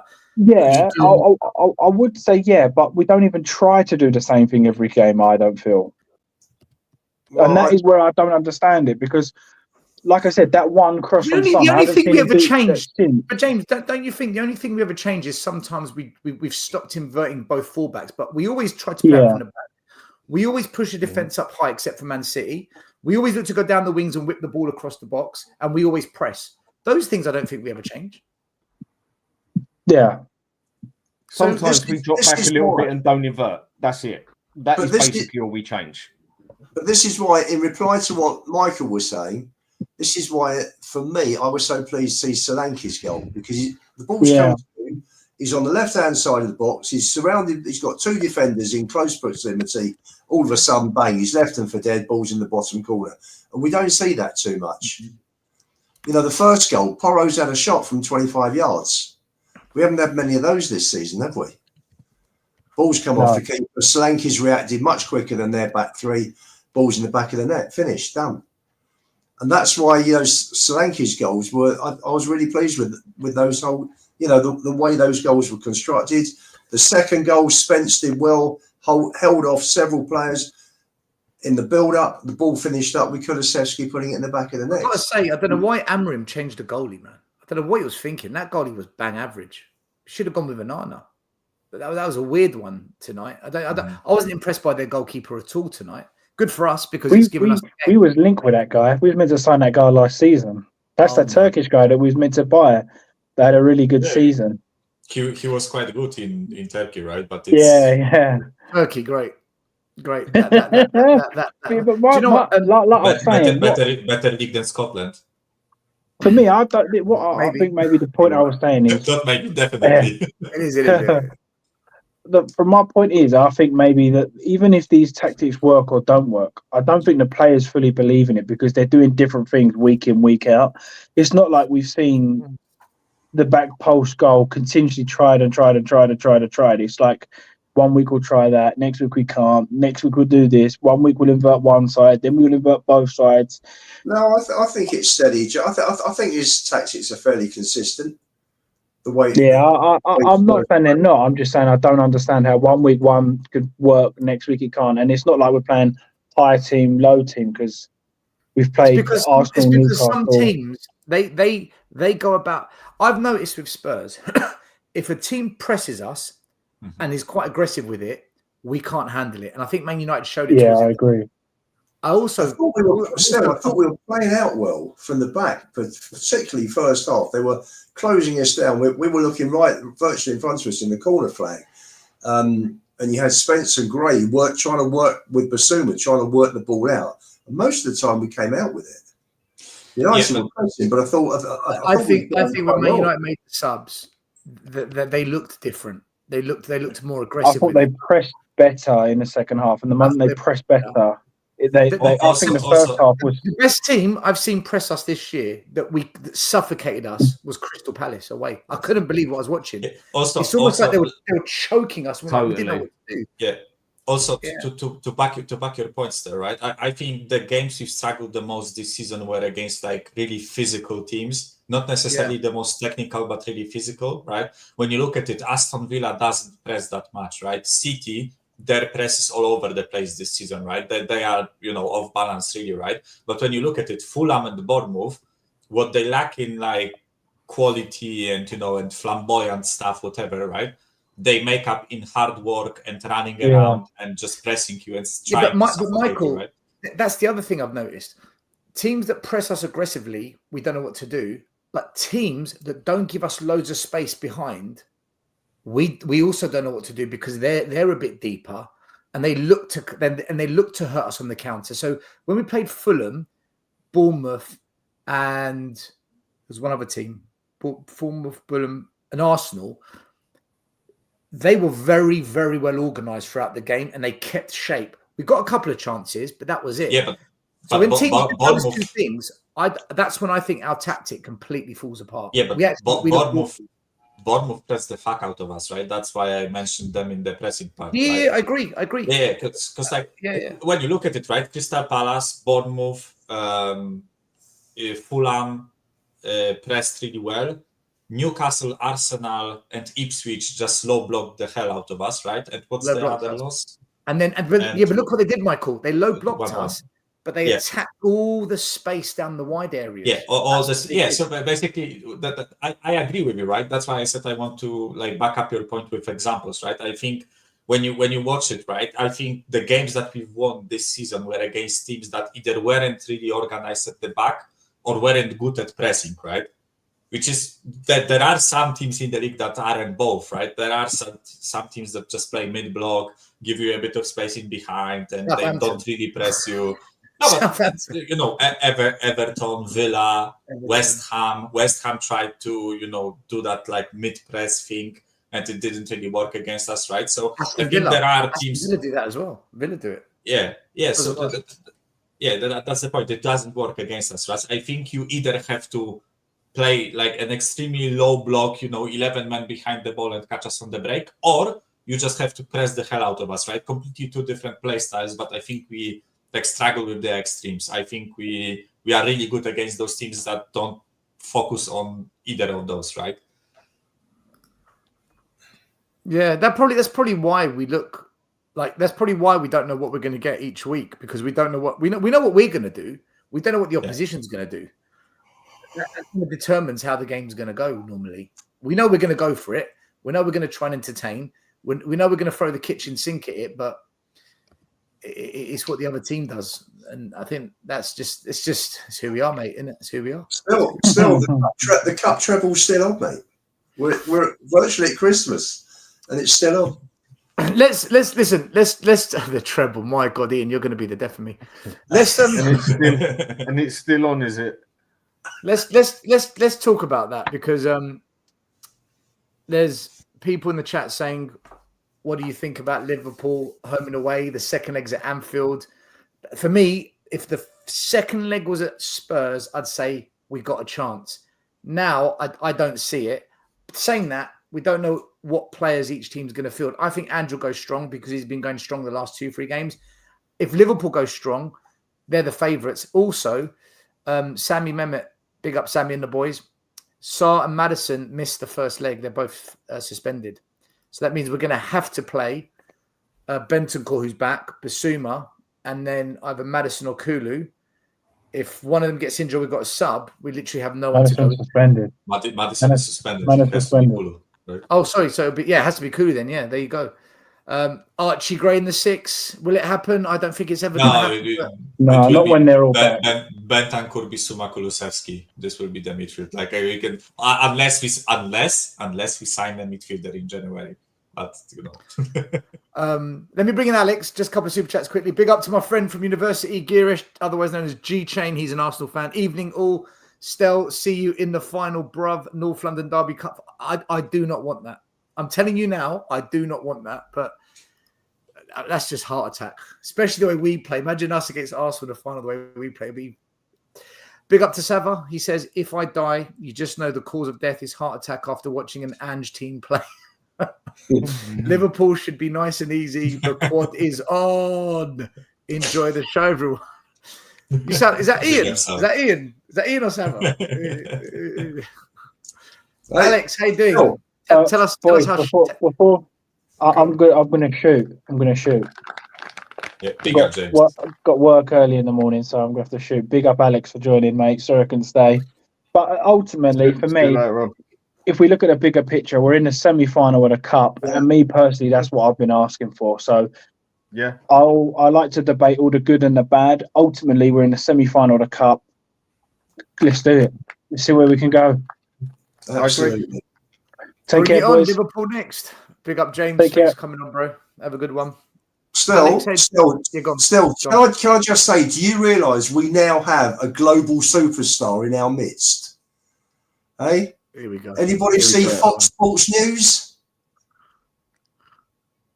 You haven't seen Fox Sports News that's like gone viral across the whole world?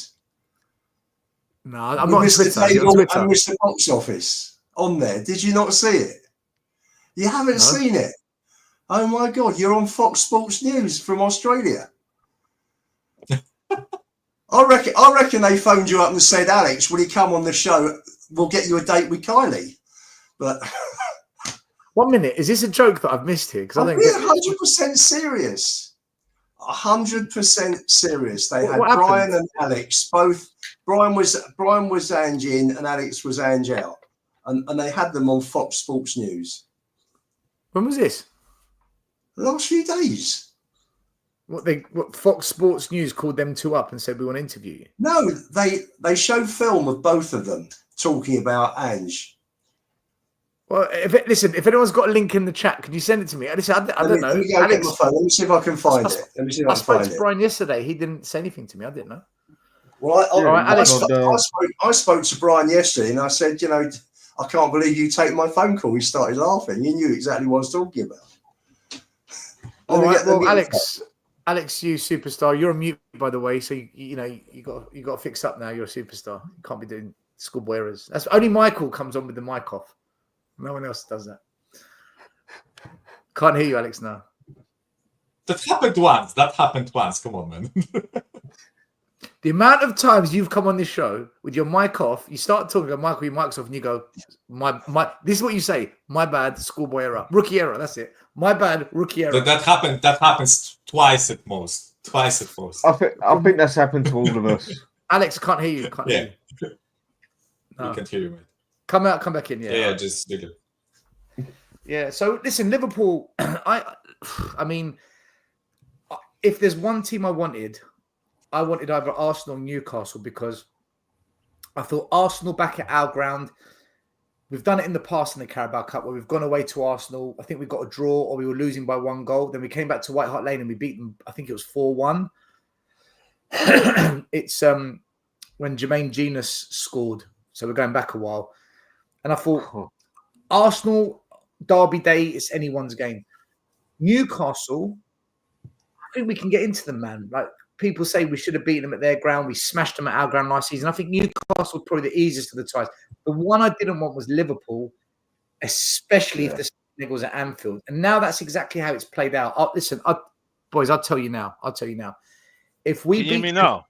I can hear you now, Alex. Yes. If we beat Liverpool now with the second leg at Anfield, I'm telling you, I will praise the living daylights out of Ange. Because I'm going to be not popular. I'm not going to be popular. We're not winning this competition, bro. We're not winning. Nobody's I'm being honest. No, because no. After with Liverpool the next round, I think you're probably right. No. That's after today. After being at the stadium today, 3-0 up. Right. I don't think we played well. I don't think we played well. I think we just got the goals at the right places, and Man United were useless. But then we let in those 2 goals, and like I was sitting there thinking, right, Man United are absolutely useless in attack. They had nobody really up front. I think actually Archie Gray was actually not too bad. But then I was waiting for my praise. I was waiting because I was sitting there thinking, no, Alex, don't do it. Don't miss the box office. Do not do it to yourself. Don't do it to yourself. Yeah. Because like, I'm sorry, I'm still gonna have the same opinion still. Should have the same opinion still, yeah. And then I saw the 2 goals afterwards. I was like, yeah, that's why. That's why I don't rate this midfield. That's why I don't rate this. Why Archie Gray shouldn't be there in defence. You know, that's why I didn't want to go over the top about Forster. You know what I mean? So I no. And the thing is though, even though is Forster in that game? When does Vicario return? Is it January or February? Yeah, but even Vicario has that sort of moments anyway. You know what I mean? Yes, he saves stuff, but then not that bad, Alex. That was horrendous. Not that bad. He's not giving 1 goal away like that. But he's not really good with his feet though. Let's be honest. He's got the highest pass percentage in the whole Premier League. Have you seen the stats? Well, I think he still can have his moments though, can he? You know what I mean? But he doesn't. So. Well, I don't agree with that. I think but we didn't concede out of his mistake like that, right? In this season, like not once. So but I'm sorry. I'm still thinking that he still has his moments. He still has his moments. But by the way, can I make a quick point? Right, quick point. Did you guys see the dates for the semi-finals? It's fucking ridiculous. Like, okay, Michael, we're not doing this. So We're not so doing this. What? Doing what? Why? We are not doing this. Complaining about Tell the us. dates of the FA. I want to hear No, the no, no. dates. Like, We want to hear We're the not dates. doing this. No, listen. The reason why I'm saying this, right, is because I'm not saying in our context in general, right. The first semi-final at our ground is January 6th, right? So in like two weeks or 3 weeks, right? January the 6th. Yes, and the It'll be second, Jan 8th. It'll and be the the Wednesday second, night. yeah, it will be moved probably, 8th, right? 8th of Jan. But It'll be. listen, second semi-final is February 3rd. Yeah. Why the fuck is there a month? Vicario is going to miss. Might both be legs. back. He might gonna be miss back, both but I legs. doubt it, right? Nah, he'll miss Yeah, both but legs. still, my point is why is there a month apart between the semi-finals? That it wasn't Because it always got- like because Maybe of because Europe, of a Europe. week apart? Because right? we still got Europe. Europe, Because of Europe. and the FA Bloody Cup hell. starts as well. The FA Cup. FA starts. Cup as well. Bloody So League. hell, and I that's think that's really weird. That's really weird. to RVP be- is still playing as well. But I mean, You're right though. I A just- 4-week gap is weird. He's right. 4 weeks is a big gap. Normally it's But- like two. Yeah, 3. it's 2 or a week, right? Because the final is normally in February, isn't it? So that's yeah.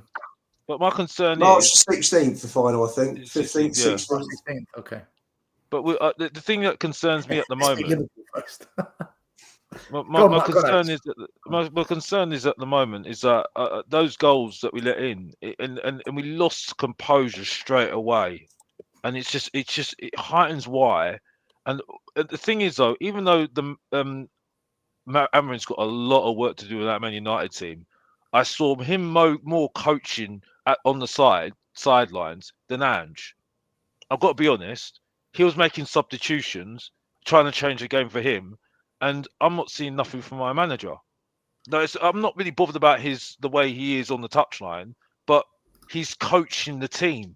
You see Amarin coaching the team, trying to figure it all out. Now, yeah, Man United weren't that, at the end, we got the goals, and luckily we got the third goal, and we got a lucky fourth goal. Let's be honest here, because I don't think it was a corner. I don't think it was a corner to us. So someone got the corner, and because the goalkeeper was absolutely bang average, we won the game. But I'm being honest with you, I don't think we're learning. And the thing is, though, I think we don't learn about how to just keep the ball, just like keep the ball. The midfielder, the young midfielder that came on for Man United, I think he's Manu.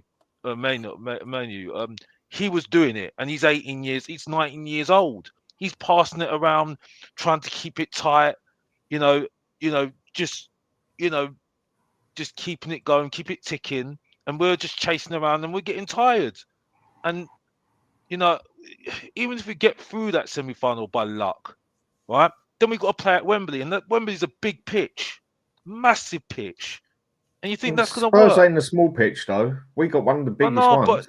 But Dan, I'm sorry, it's not even that. It's like it's a different sort of environment. So I'm sorry, I just know we've got no chance. Do you reckon it's the tactics or the players then down to what that? Both. Because I don't rate the manager. I'm sorry. Well, you know what I feel about the manager, and I just think, like, to be honest with you, I've got to be honest. And Leighton, just behave yourself in the chat, bruv. I do know ball, bruv, because I was there watching it myself, bro. You know what I mean? And I'm sorry, it's not no disrespect, but like if I'm seeing what I'm seeing, and Man United were absolutely useless up front. There was no reason we let in those 3 goals. There was no reason we let them back in the game. No reason. So, like, yeah, I'm happy we got through, but we got no chance. And the thing is, though, Pochettino didn't win stuff with us, right? And he had a better team, yeah? So you think this is going to do it? No. You can win a cup through pretty much luck, but you ain't winning the league out of luck. I said a little while back, I think he can get us a cup because you can.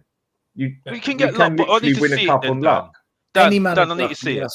Dan, I need to see it. Well, obviously, yeah. Because at the moment, I'm sorry. Until we've got the cup, we haven't got it. Of course, I'll tell you right now, that front line of Liverpool's are going to lick their lips, because the midfield is just absolutely just cut. When it goes wrong, they do not have a clue, and the manager's saying, "You just sort it out yourself." I mean, honestly, where are we going with this, man? I'm sorry. That's where I just think, no way. Well, No I way. think the game against Liverpool on Sunday will give us a taste of what to expect. Obviously, we'll have Van der Ven and Romero back, so it could be a little bit different. And also the January transfer window, we might be able to buy some players ready for the second leg. But then so can Liverpool. I think Liverpool are going to spend going to spend money in January because they only bought Chiesa in the summer. They're in a title race. They're top of the Champions League group. I think Liverpool, if they go and buy 2 or 3 really good players for the slot system, they could be absolutely on fire for the rest of the season. So it's going to be interesting. It's going to be interesting. It's not going to be stupid though. He's going to be watching that and thinking, you know what I mean? Like Slot is going to be watching that and thinking, yeah, we know how to get to Tottenham. You know what I mean? We know how we're going to get to Tottenham. You know, listen, we will see on Liverpool. Sunday, right? We will see on Sunday. Liverpool. I don't think it's a thing about seeing it on Sunday. I've seen enough already. I think if a manager doesn't see what we're seeing at the moment, because like I said, Man United were absolutely goddamn useless up front. Literally, Archie Gray was having the best game of his life. The way I was watching him, I was like thinking, am I watching something real here?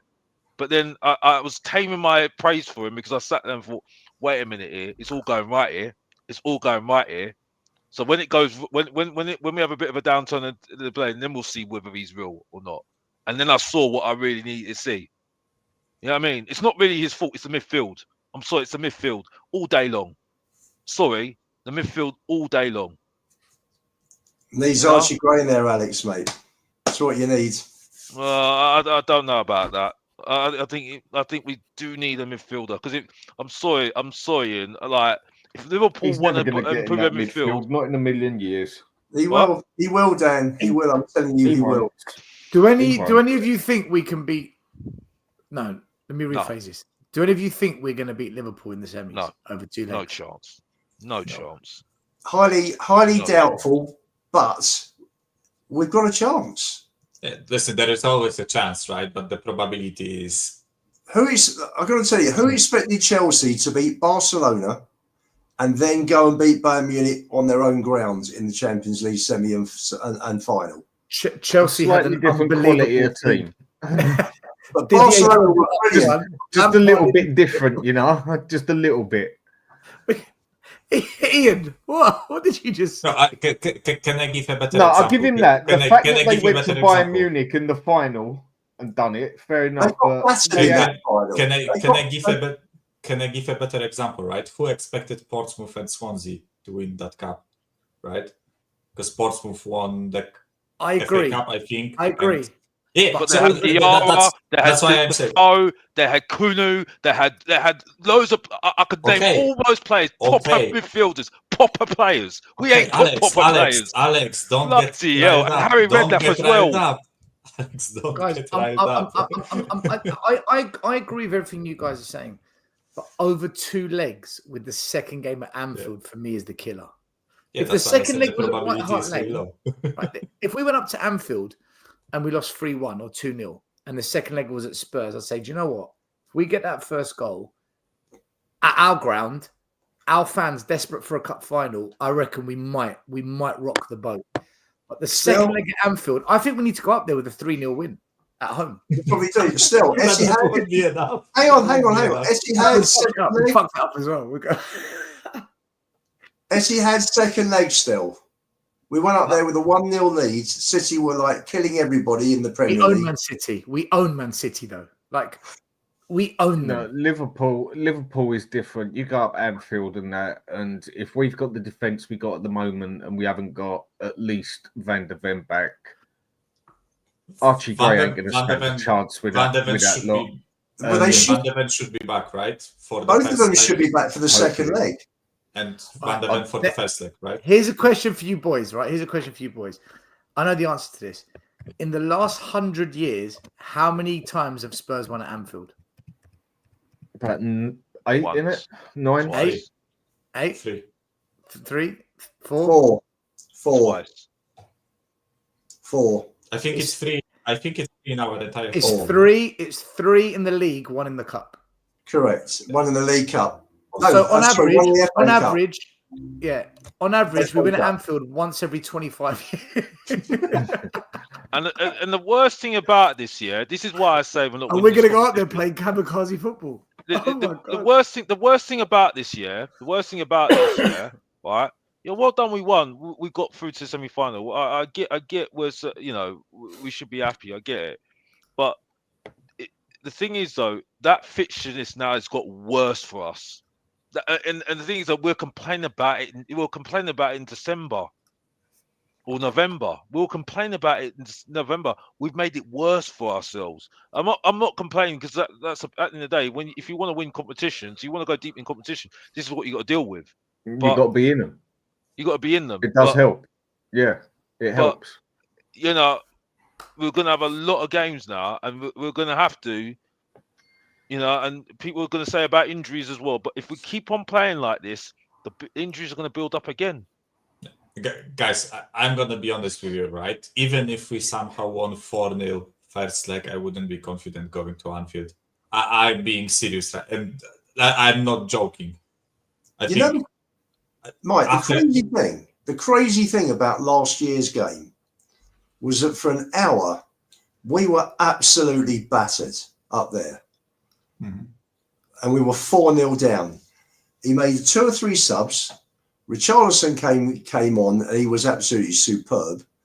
We scored 2. We could have scored another 2 quite comfortably. We could have walked away with a 4-4 draw. It was that mad. We literally had 15, 20 minutes where it was all Spurs. It was all Spurs. And this was playing the same kamikaze tactics. But it didn't work.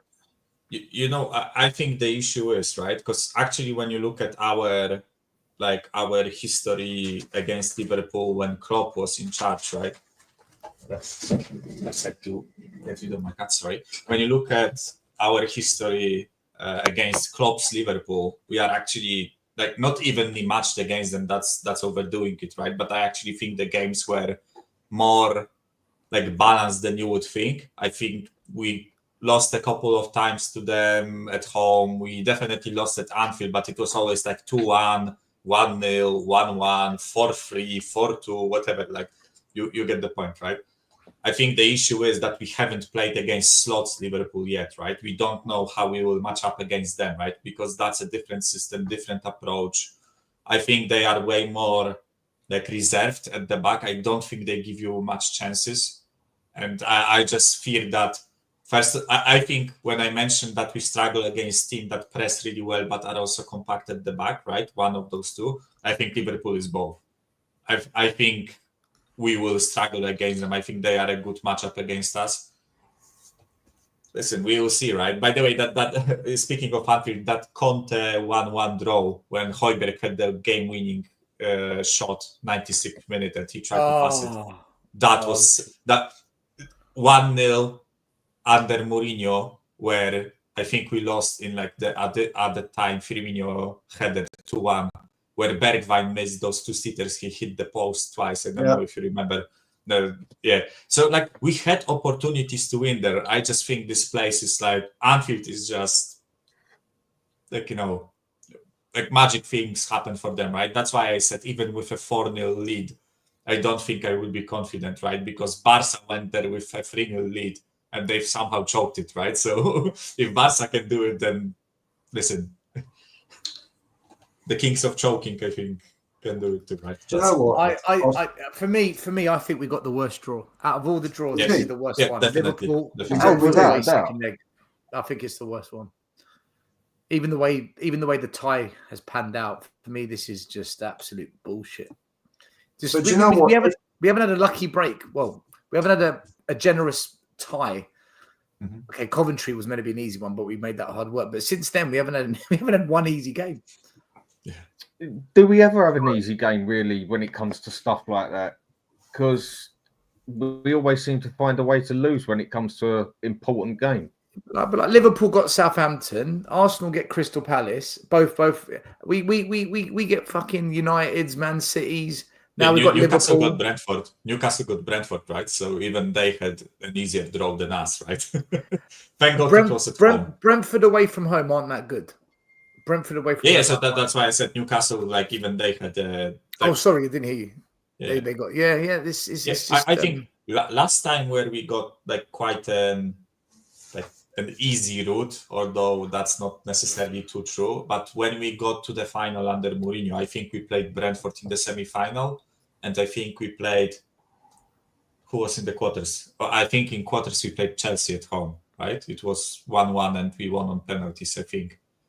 But I think the previous round we also had quite an easy draw. So there are like sometimes we get like an easier draw, but usually the history was that first time we came up against like a tougher opposition, we just go out, right? So listen, we got through City and United. If by some miracle Ange goes through Liverpool, fuck me, that's like quite a cup run, right? City, United, Liverpool, and then if we knock out Liverpool, they should really give us the cup. They should just you know. Still, can you play Alex on Fox Sports News? I'm not allowed because it's copyright. Yeah, it'll get done for that. Yeah. Anyway, I've got to jump. I'm getting very tired. So I'll catch up with you later. But a win's a win, and I'm happy with that. Just why do we always have to make it so bloody hard for ourselves? That's who we are, mate. You know why, exactly Dan. That. You know why, Dan. You know why, Dan. That's just, you know exactly why. You know why. I know why, but it's one of them things. Just it is what it is. But why is it what it is? It's just we always fucking do, don't we? Anyway, take care, you lot, and I'll speak to you soon. Cheers, guys. See you later, everyone. Big up Dan, big up the Hotspur Hood TV. Make sure Later. you subscribe to Dan's channel, people. Make sure you subscribe to Eugene's channel as well. Listen, I'm going to wrap it up, but I just want to quickly get prediction thoughts for this weekend. Spurs, Liverpool at home. I think the team that played tonight is pretty much going to be the same against Liverpool. That's why I think he'll go with something like that. Maybe Johnson comes back in.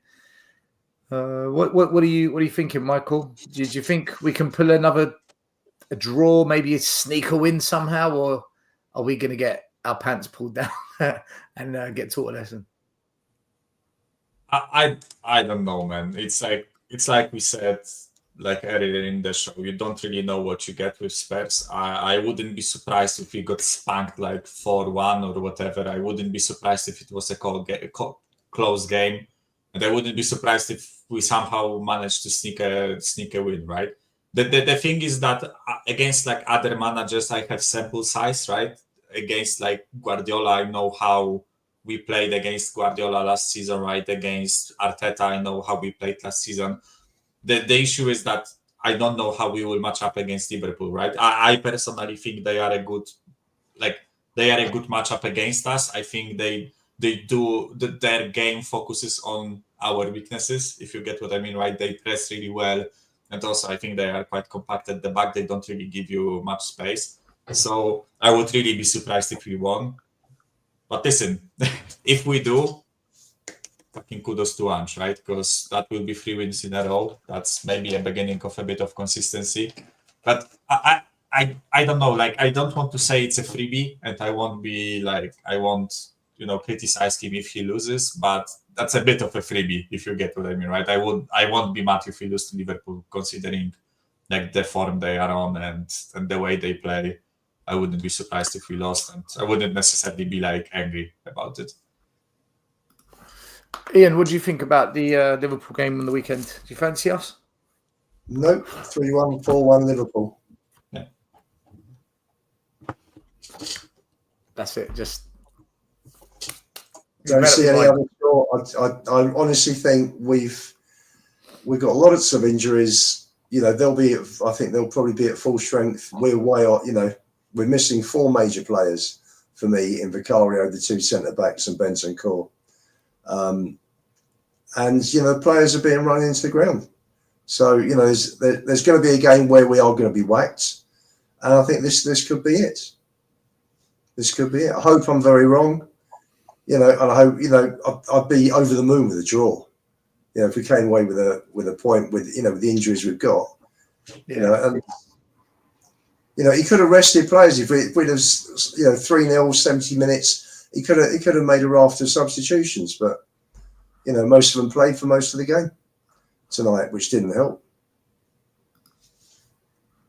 But, Yeah, they're going to be tired, aren't they? They're going to be tired against the team that's going to work hard. One way. Well, we've the last couple of results. We drew at Rangers, beat Southampton, and beat United. So normally, when we get 3 or 4 kind of results where we don't lose, we then go on a bad run, and the next 3 games are Liverpool, Forest, Wolves. So I think we're probably going to lose to Liverpool, lose to Forest, and just about draw or beat Wolves. That's kind of the pattern of this season. So I listen. I think we lose. I just think Liverpool they're in prime condition right now. We're not. And if you're going to play Liverpool in this form, you need your best team. But so if there's one team that could beat them, it's going to be us, isn't it? If there's one team in the league that's going to do it, it's going to be us.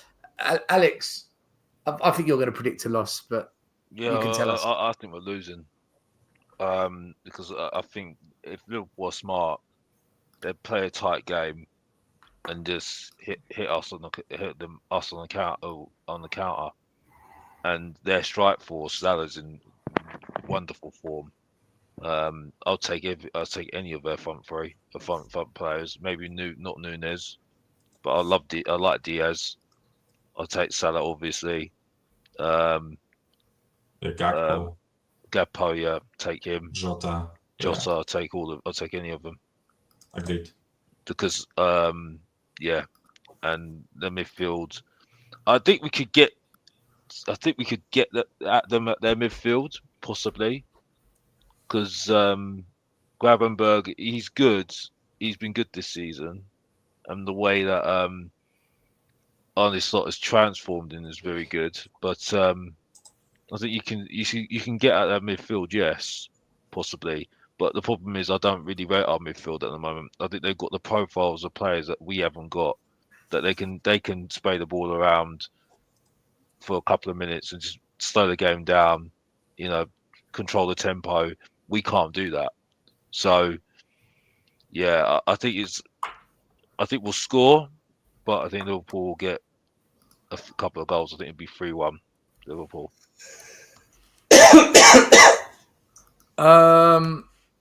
The one thing that I know happens in these games often is that Jota, he quite likes playing against Liverpool, Tottenham, doesn't he, Jota? And he's back. So you fancy him to get a goal at least against us, which isn't great. Listen, if we had Van de Ven and Romero and Bentancur, I'd say game on. We're in the game. Probably still lose, but we're in the game. You never know.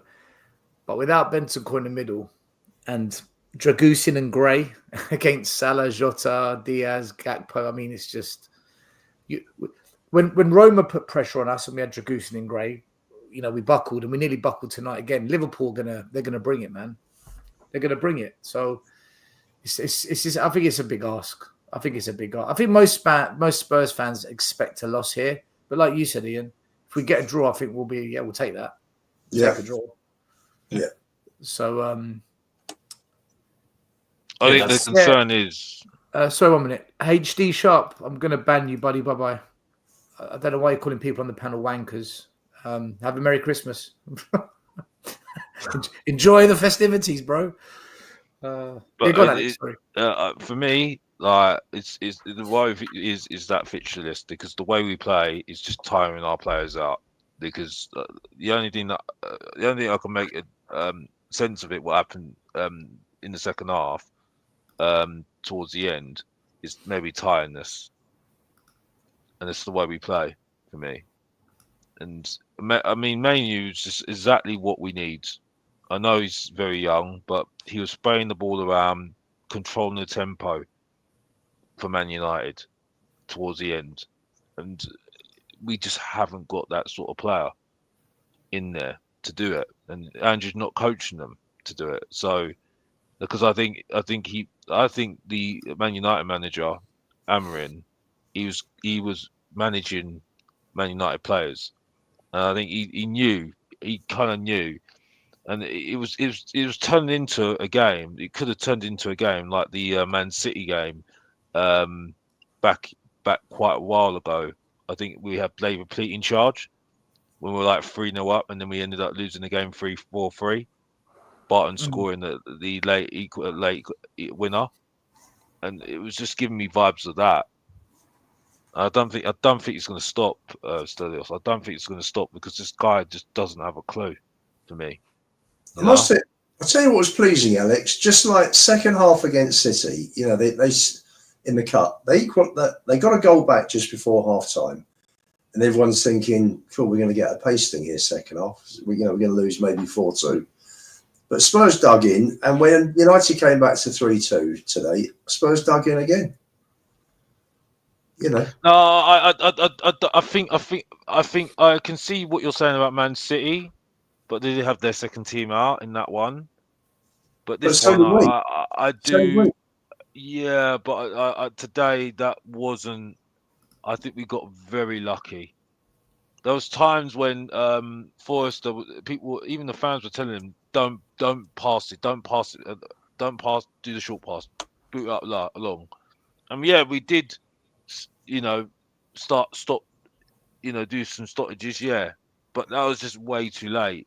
And I think because Man United, I just think Man United, we caught Man United on a very good day. A very good day because they weren't. I don't know how they beat Man City. I've got to be honest. I don't know how they. I mean, because Man City are even worse right now. They are. Well, that says a lot, doesn't it? Yeah. That says a lot because, Amarin's got a lot of work to do, but I just think we've got a long season ahead. I think we've got a long way to go.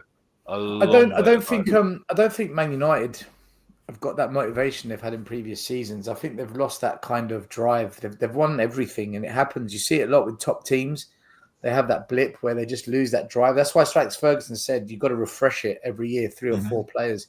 And in the summer, they didn't refresh it. They got rid of Alvarez, who's having a good season. They didn't replace his goals. Right. Some of the signings they brought in recently, like Doku and Nunez, they're not really hitting the mark. So. Yeah. Also, when you look at it, they aren't really like buying a lot of players. I think last 2 summer windows they actually made a profit. So I don't know. They are maybe like balancing the books because they are, in a shit show because of the charges or whatever. I don't know, but it looks their transfer windows just don't look like the City of old, where something doesn't work. We splash 60 million on the left back. He doesn't work, we buy another one.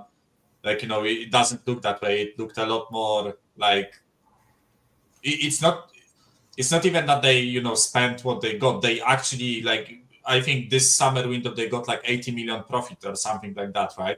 Out of selling Alvarez and other guys, and they only brought in Gundogan, Sabinho, who was basically already at their club because Girona and other clubs are part of their whole multi-club ownership group, whatever, right? So they aren't really buying a lot of players, and it shows, right? When you actually, I think they have the third oldest squad in the league, if my mind serves me correctly. Maybe, yeah. Yeah, they do have one of the oldest teams. They do. Yeah. So. Yeah. But it is what it is. I mean, listen, I need to see it. I'm trying to. But yeah, I need to see this how it works out. But I'm not after I would have maybe been a little bit more optimistic if we didn't let in the 3 goals against Man United, because that wasn't a very good sack. That they were not scoring. They were not even having a sniff. I honestly think if we didn't make those 2 mistakes, that was a 4-1 game, in my opinion.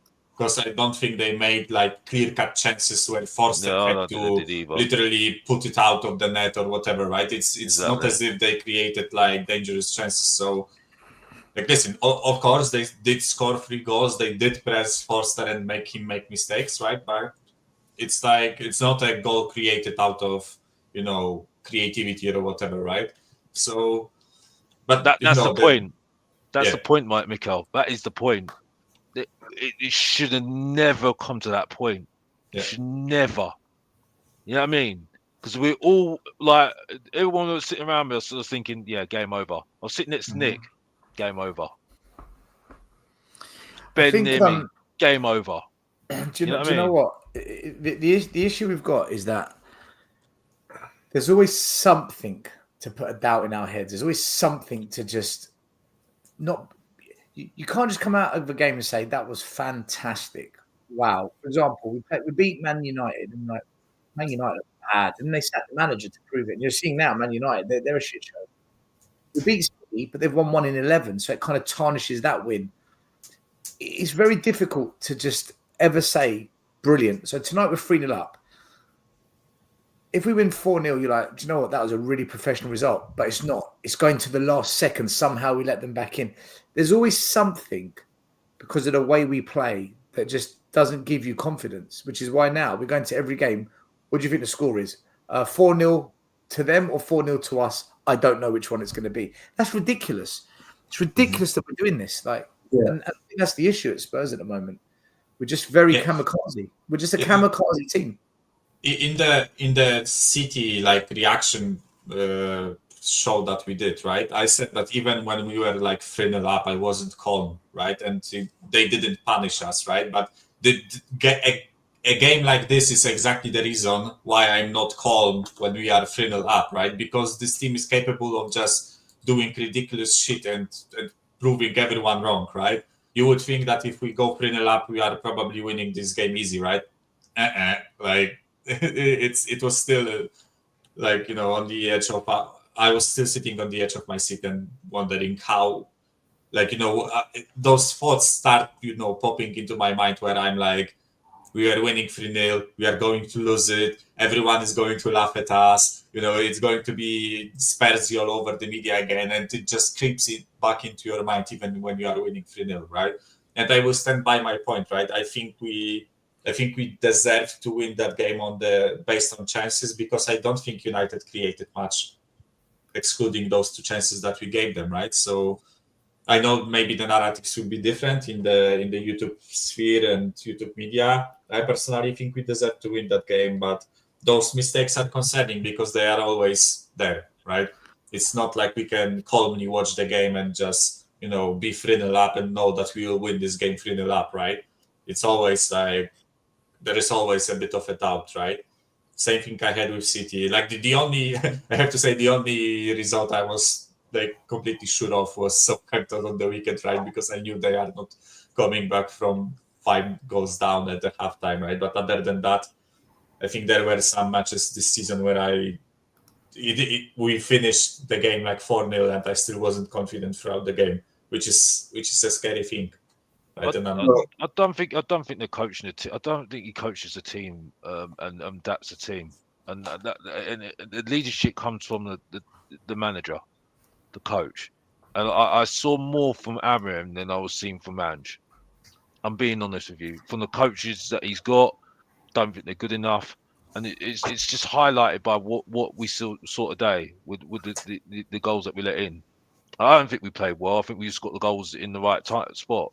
I think it was just we got the goals at the right spot for me, because I think you're right, Mikel. I don't think Man United made some great chances, but I don't think we made great chances ourselves, if I'm really honest with you. But to our credit, we did score some good goals. But I just think it highlights why I can't get excited with this guy. I can't. Yeah. I think a better coaches would be. I saw more from, like I said, I've seen him on the sidelines, Amorim, and he looks like he's got control. You know what I mean? He's got that. He knows what he wants. I know Andrew knows what he wants, but there's no control about what he's thinking, and that you just can't do that in deep in competitions. You can't do that. Even coaches that are, not even on the level of Poch, couldn't struggle to win trophies because they didn't have it. So why would it happen with us if we're going to play like this? You just can't do that. You just can't do that. I'm sorry. I've got to be honest. Listen, we're going to wrap it up. Cold shot. Would I be Ange out if he wins a cup? For me, he's not going to win a cup. That's my answer. Not with these tactics. I don't see it. But I think some fans do think these tactics will work. What if, Stelios? No. I've seen it. I've seen enough the way we play. There's a good manager who just sets his team up right will know how to just get our number, and I think that's going to be the issue for this season. But Michael, I wish I could do a Scouse accent. You know the YouTube clip, like I don't do if, buts, and babies. I do absolutes. That's you right now. No ifs, buts, and babies. I have to be proven, right? If Ange was to win a cup, I'll give him credit. I'll give him a lot of credit. I'll give him What if he won 2 still? See, that's one that He's got to put the standard in the league though, because he's just another. Because it's not really a great omen if he wins this Carabao Cup anyway. Because the last couple of managers that won the Carabao Cup for us, I'm not saying we're desperate for a trophy, but last couple of got sacked the following season. No, Alex, I'd be happy if we won a cup there, man. I'm not. But I'm just saying it's not great. I'm saying it's a great. Yeah, but I'm one of those fans that has. I hear what you're saying. You can, like Ramos then got sacked after, but I am one of those fans that says I will take finishing 16th in the league if we win a cup. I am one of those fans, and I haven't changed. If we finished 17th or 16th but won the Carabao Cup or the FA Cup, you will not hear me complain. I will not complain. I'm not going to complain either. Because history will remember that trophy win. It won't remember where we finished in the league. It won't give a shit where we finished. History That's will right. remember that trophy. And so will we. We will remember that day. We won't forget. That's right. That's the point I've always made about moments and memories and watching the other clubs have those moments. Yeah. It's true. It's memories. Man United didn't play well to get into that FA Cup final and win it, didn't they? You know what I mean? That's right. Should have lost to Coventry, shouldn't they? Right. But imagine the day they had beating their Manchester rivals in that cup final. For them, that must have been bliss. Absolutely fantastic. Yeah. They stopped Man United from doing the double. They stopped them from doing the double. So, listen, 9 times out of 10, or maybe 19 times out of 20, Liverpool win that semi-final. I'll tell you what will make me Anjin. This year. If we play Arsenal in a final and he beats Arsenal, I will never, ever say a bad word about Ange ever again in my life. Even if we get relegated the next season, I won't. If he did that, mate, he goes down in folklore. Mate, to beat them in the final, you go down in history. It's. But what are the chances of that happening? Pinky promise. Status. Everything. Pinky, thumb, 2, 3, 4 finger promise. I know my thoughts on the manager. I know my thoughts on this manager. I must say something. Alex, if we played Arsenal in a final, whoever the manager is, right, even if fucking George Graham or Santini came back, whatever, any manager, because you know that is a must-win game. Like, you cannot lose that game. If there's Arsenal fans who want the league title, who want the Champions League, who don't really care about the Carabao Cup, they will fucking hate for the rest of their lives losing that Carabao Cup final to us. They would, and you know, that's the kind of. I must tell you something. Newcastle, you know, we talk about us not having won the trophies since 2008. They haven't won anything since '69. So they are going to be massively hungry, and they didn't turn up for their cup for the last few cup finals they've been in. They've not turned up. So I think they are going to give up one hell of a game over. You know, are you saying we're going to lose to Newcastle in the cup final? That would be top. That would be very Spurs. Yeah, that would be very Spurs. City United in Liverpool and lose to Newcastle. That would be so Tottenham. In fact, do you know what? I'm going to put a bet on that tomorrow. In fact, tonight, when I get off this show, I'm going to put a bet. Spurs, Newcastle, Carabao Cup final. We knock out Liverpool, they knock out Arsenal, and we fucking lose to them. It's to Newcastle. Right. He's sacking Tonali 2-0, something stupid. Anyway, yeah. Michael, you on any shows tomorrow, this weekend? You got anything planned? No. On Saturday, I'm going to my family home, so I won't be on YouTube for like next 6 days. So yeah, this is last time you are hearing from me in a week. So, you know, to everyone who is longing for my therapies on this channel, sorry guys, you know, a week break. Hopefully we won't come back in a much worse state than we are in right now. But on the game today, listen, no matter how it happened. I am extremely excited that we got to the semi-final. It's a bummer we got Liverpool, but listen, if you want to win a trophy, you had to defeat the best, right? It rarely happens that you dodge all big teams, so it had to happen eventually. But yeah, I am ecstatic with the win today, and yeah, bring on Liverpool both in the semi and in the weekend, right? And by the way, to answer Rob Frank, sorry, because he asked me, it's like it's basically like I don't know how to call it. It's a bit of a caffeine, you know, with caffeine. Is it like a caffeine cola? Yeah, like a caffeine cola, but it's really mild, right? It has zero sugar and all that stuff. So yeah, I just drink it because I have to, in front of the PC, your throat gets sore from that talking. So I just have to drink something. There you go. We're promoting brands and they don't even sponsor us, but we're happy to do it here on Tottenham Way. Meat. How funny is this, right? Big up to Lee. I'd love to see the reaction video from Lee Gunner if we beat them in a final. He would implode. He would freaking lose. He loses it anyway, but I think that would be the end of him. I think he'd probably have a heart attack on a stream. Sarcastically Gunner fan cam after the show. Just that would be first minute smoking a pack. They would all be Arteta out. They would all go Arteta out. I'm telling you. Yeah. And Rob says, if we beat Arsenal in the final, I'll be Anjin. So would I, mate. See, this is what I mean. How one game could change everyone. It's crazy. It's that sliding doors moment, isn't it? Massively. I mean, what a shit trophy for us to have that kind of, change of mindset over.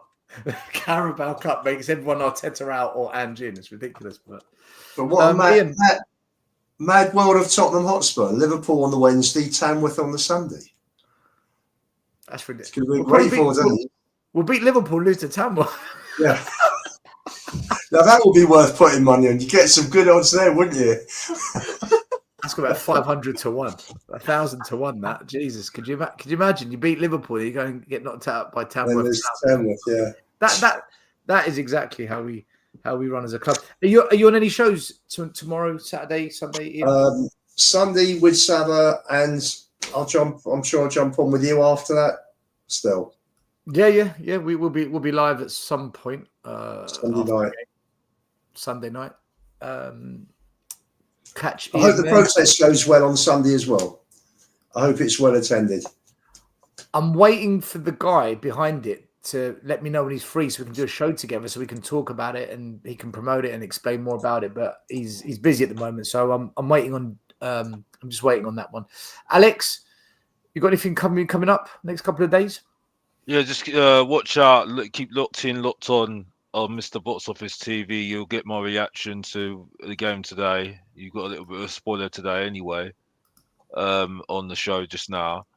And just keep locked in on the show. I'm switching up a little bit, like I said on the show yesterday. Did a little bit of a little show yesterday, yesterday night. I'm going to switch up a little bit because I am getting a bit bored of saying the same thing. And I don't want to keep on bashing the manager because it is a bit boring now. And not that anyone's telling me to say what I need to say. It's just boring because I'm not going to change my mind on the manager. Yeah, that's it really for me. And hopefully you'll get some new content. The best, the worst, and bang average top 5. It's been long overdue, and I am working on that. And that debate show is in the works. Tell you that for a fact as well. So keep locked on Mr. Box Office TV. The best show on YouTube, the most entertainment on YouTube, and the badass of YouTube as well. And and we'll rattle some bones as well at the same time as well. So Alex, what about doing a show for the Cup treble? What do you reckon? Cup treble.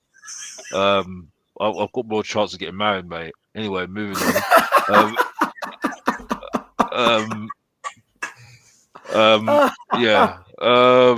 I'll get on Get onto Fox Sports News if I were you. Me being a celebrity, and then I can get married to Kylie Minogue. Celebrity. Yeah, no, not that. G'day. I've got to try to be careful here. But yeah, just I'm more. I need a little bit of good in the hips. You know what I mean? I just shouldn't say that, innit? You know what I mean? Anyway, yeah. Back to you still. Back to you still. I'm done. I'm done. End the show. End the show. Still. I'm done. Sorry. That was it. That was yeah. Sorry. Is this OnlyFans cams? Is it OnlyFans? I can't say. Yeah. Sorry. Yeah. That didn't happen. Sorry. Only fans with Mr. Box. Yeah. Oh my Lord, Alex. Oh my Lord. What happened to the show? It was going so well to the last minute, and then it just went woo. It's falling apart. Just gone. Do you know we've done therapy sessions for Michael on here. We've done some counselling sessions. I think we need to do like an OnlyFans marriage counselling session for you, Alex. Just a 1 hour special. You know, in love with Alex, we'll call it. In love with Alex. Yeah, I don't think OnlyFans content is allowed on YouTube, so maybe we shouldn't do that. But yeah, maybe not. That's a good idea. Big up to all the super chats. William for being a channel member. AU's hard dog. Big up to Dick. Big up to Bella. Big up to Girish. And big up to Sava Football Heritage TV. And big up to Alex's hips as well. Shout out to the hips. Boys and girls, we're out of here. Thanks for watching. I'm sure Iggy will have a video today, tomorrow, or something. We're back on... When are we back? We're back on Sunday evening for the post-match analysis show, Spurs versus Liverpool. Come and join us for that one. There we go. That would be, I think, what time's the game on Sunday? 4:30. 4:30, right? All right. So we'll be live at 9 or 9:30. Come and check it. Ian, what are you doing now? Oh, my God. Right, listen, we're out of here because this lot have lost the plot. Take care. Go on, you Spurs. The first game we look for, Robbie. Tottenham away. When we got Tottenham away.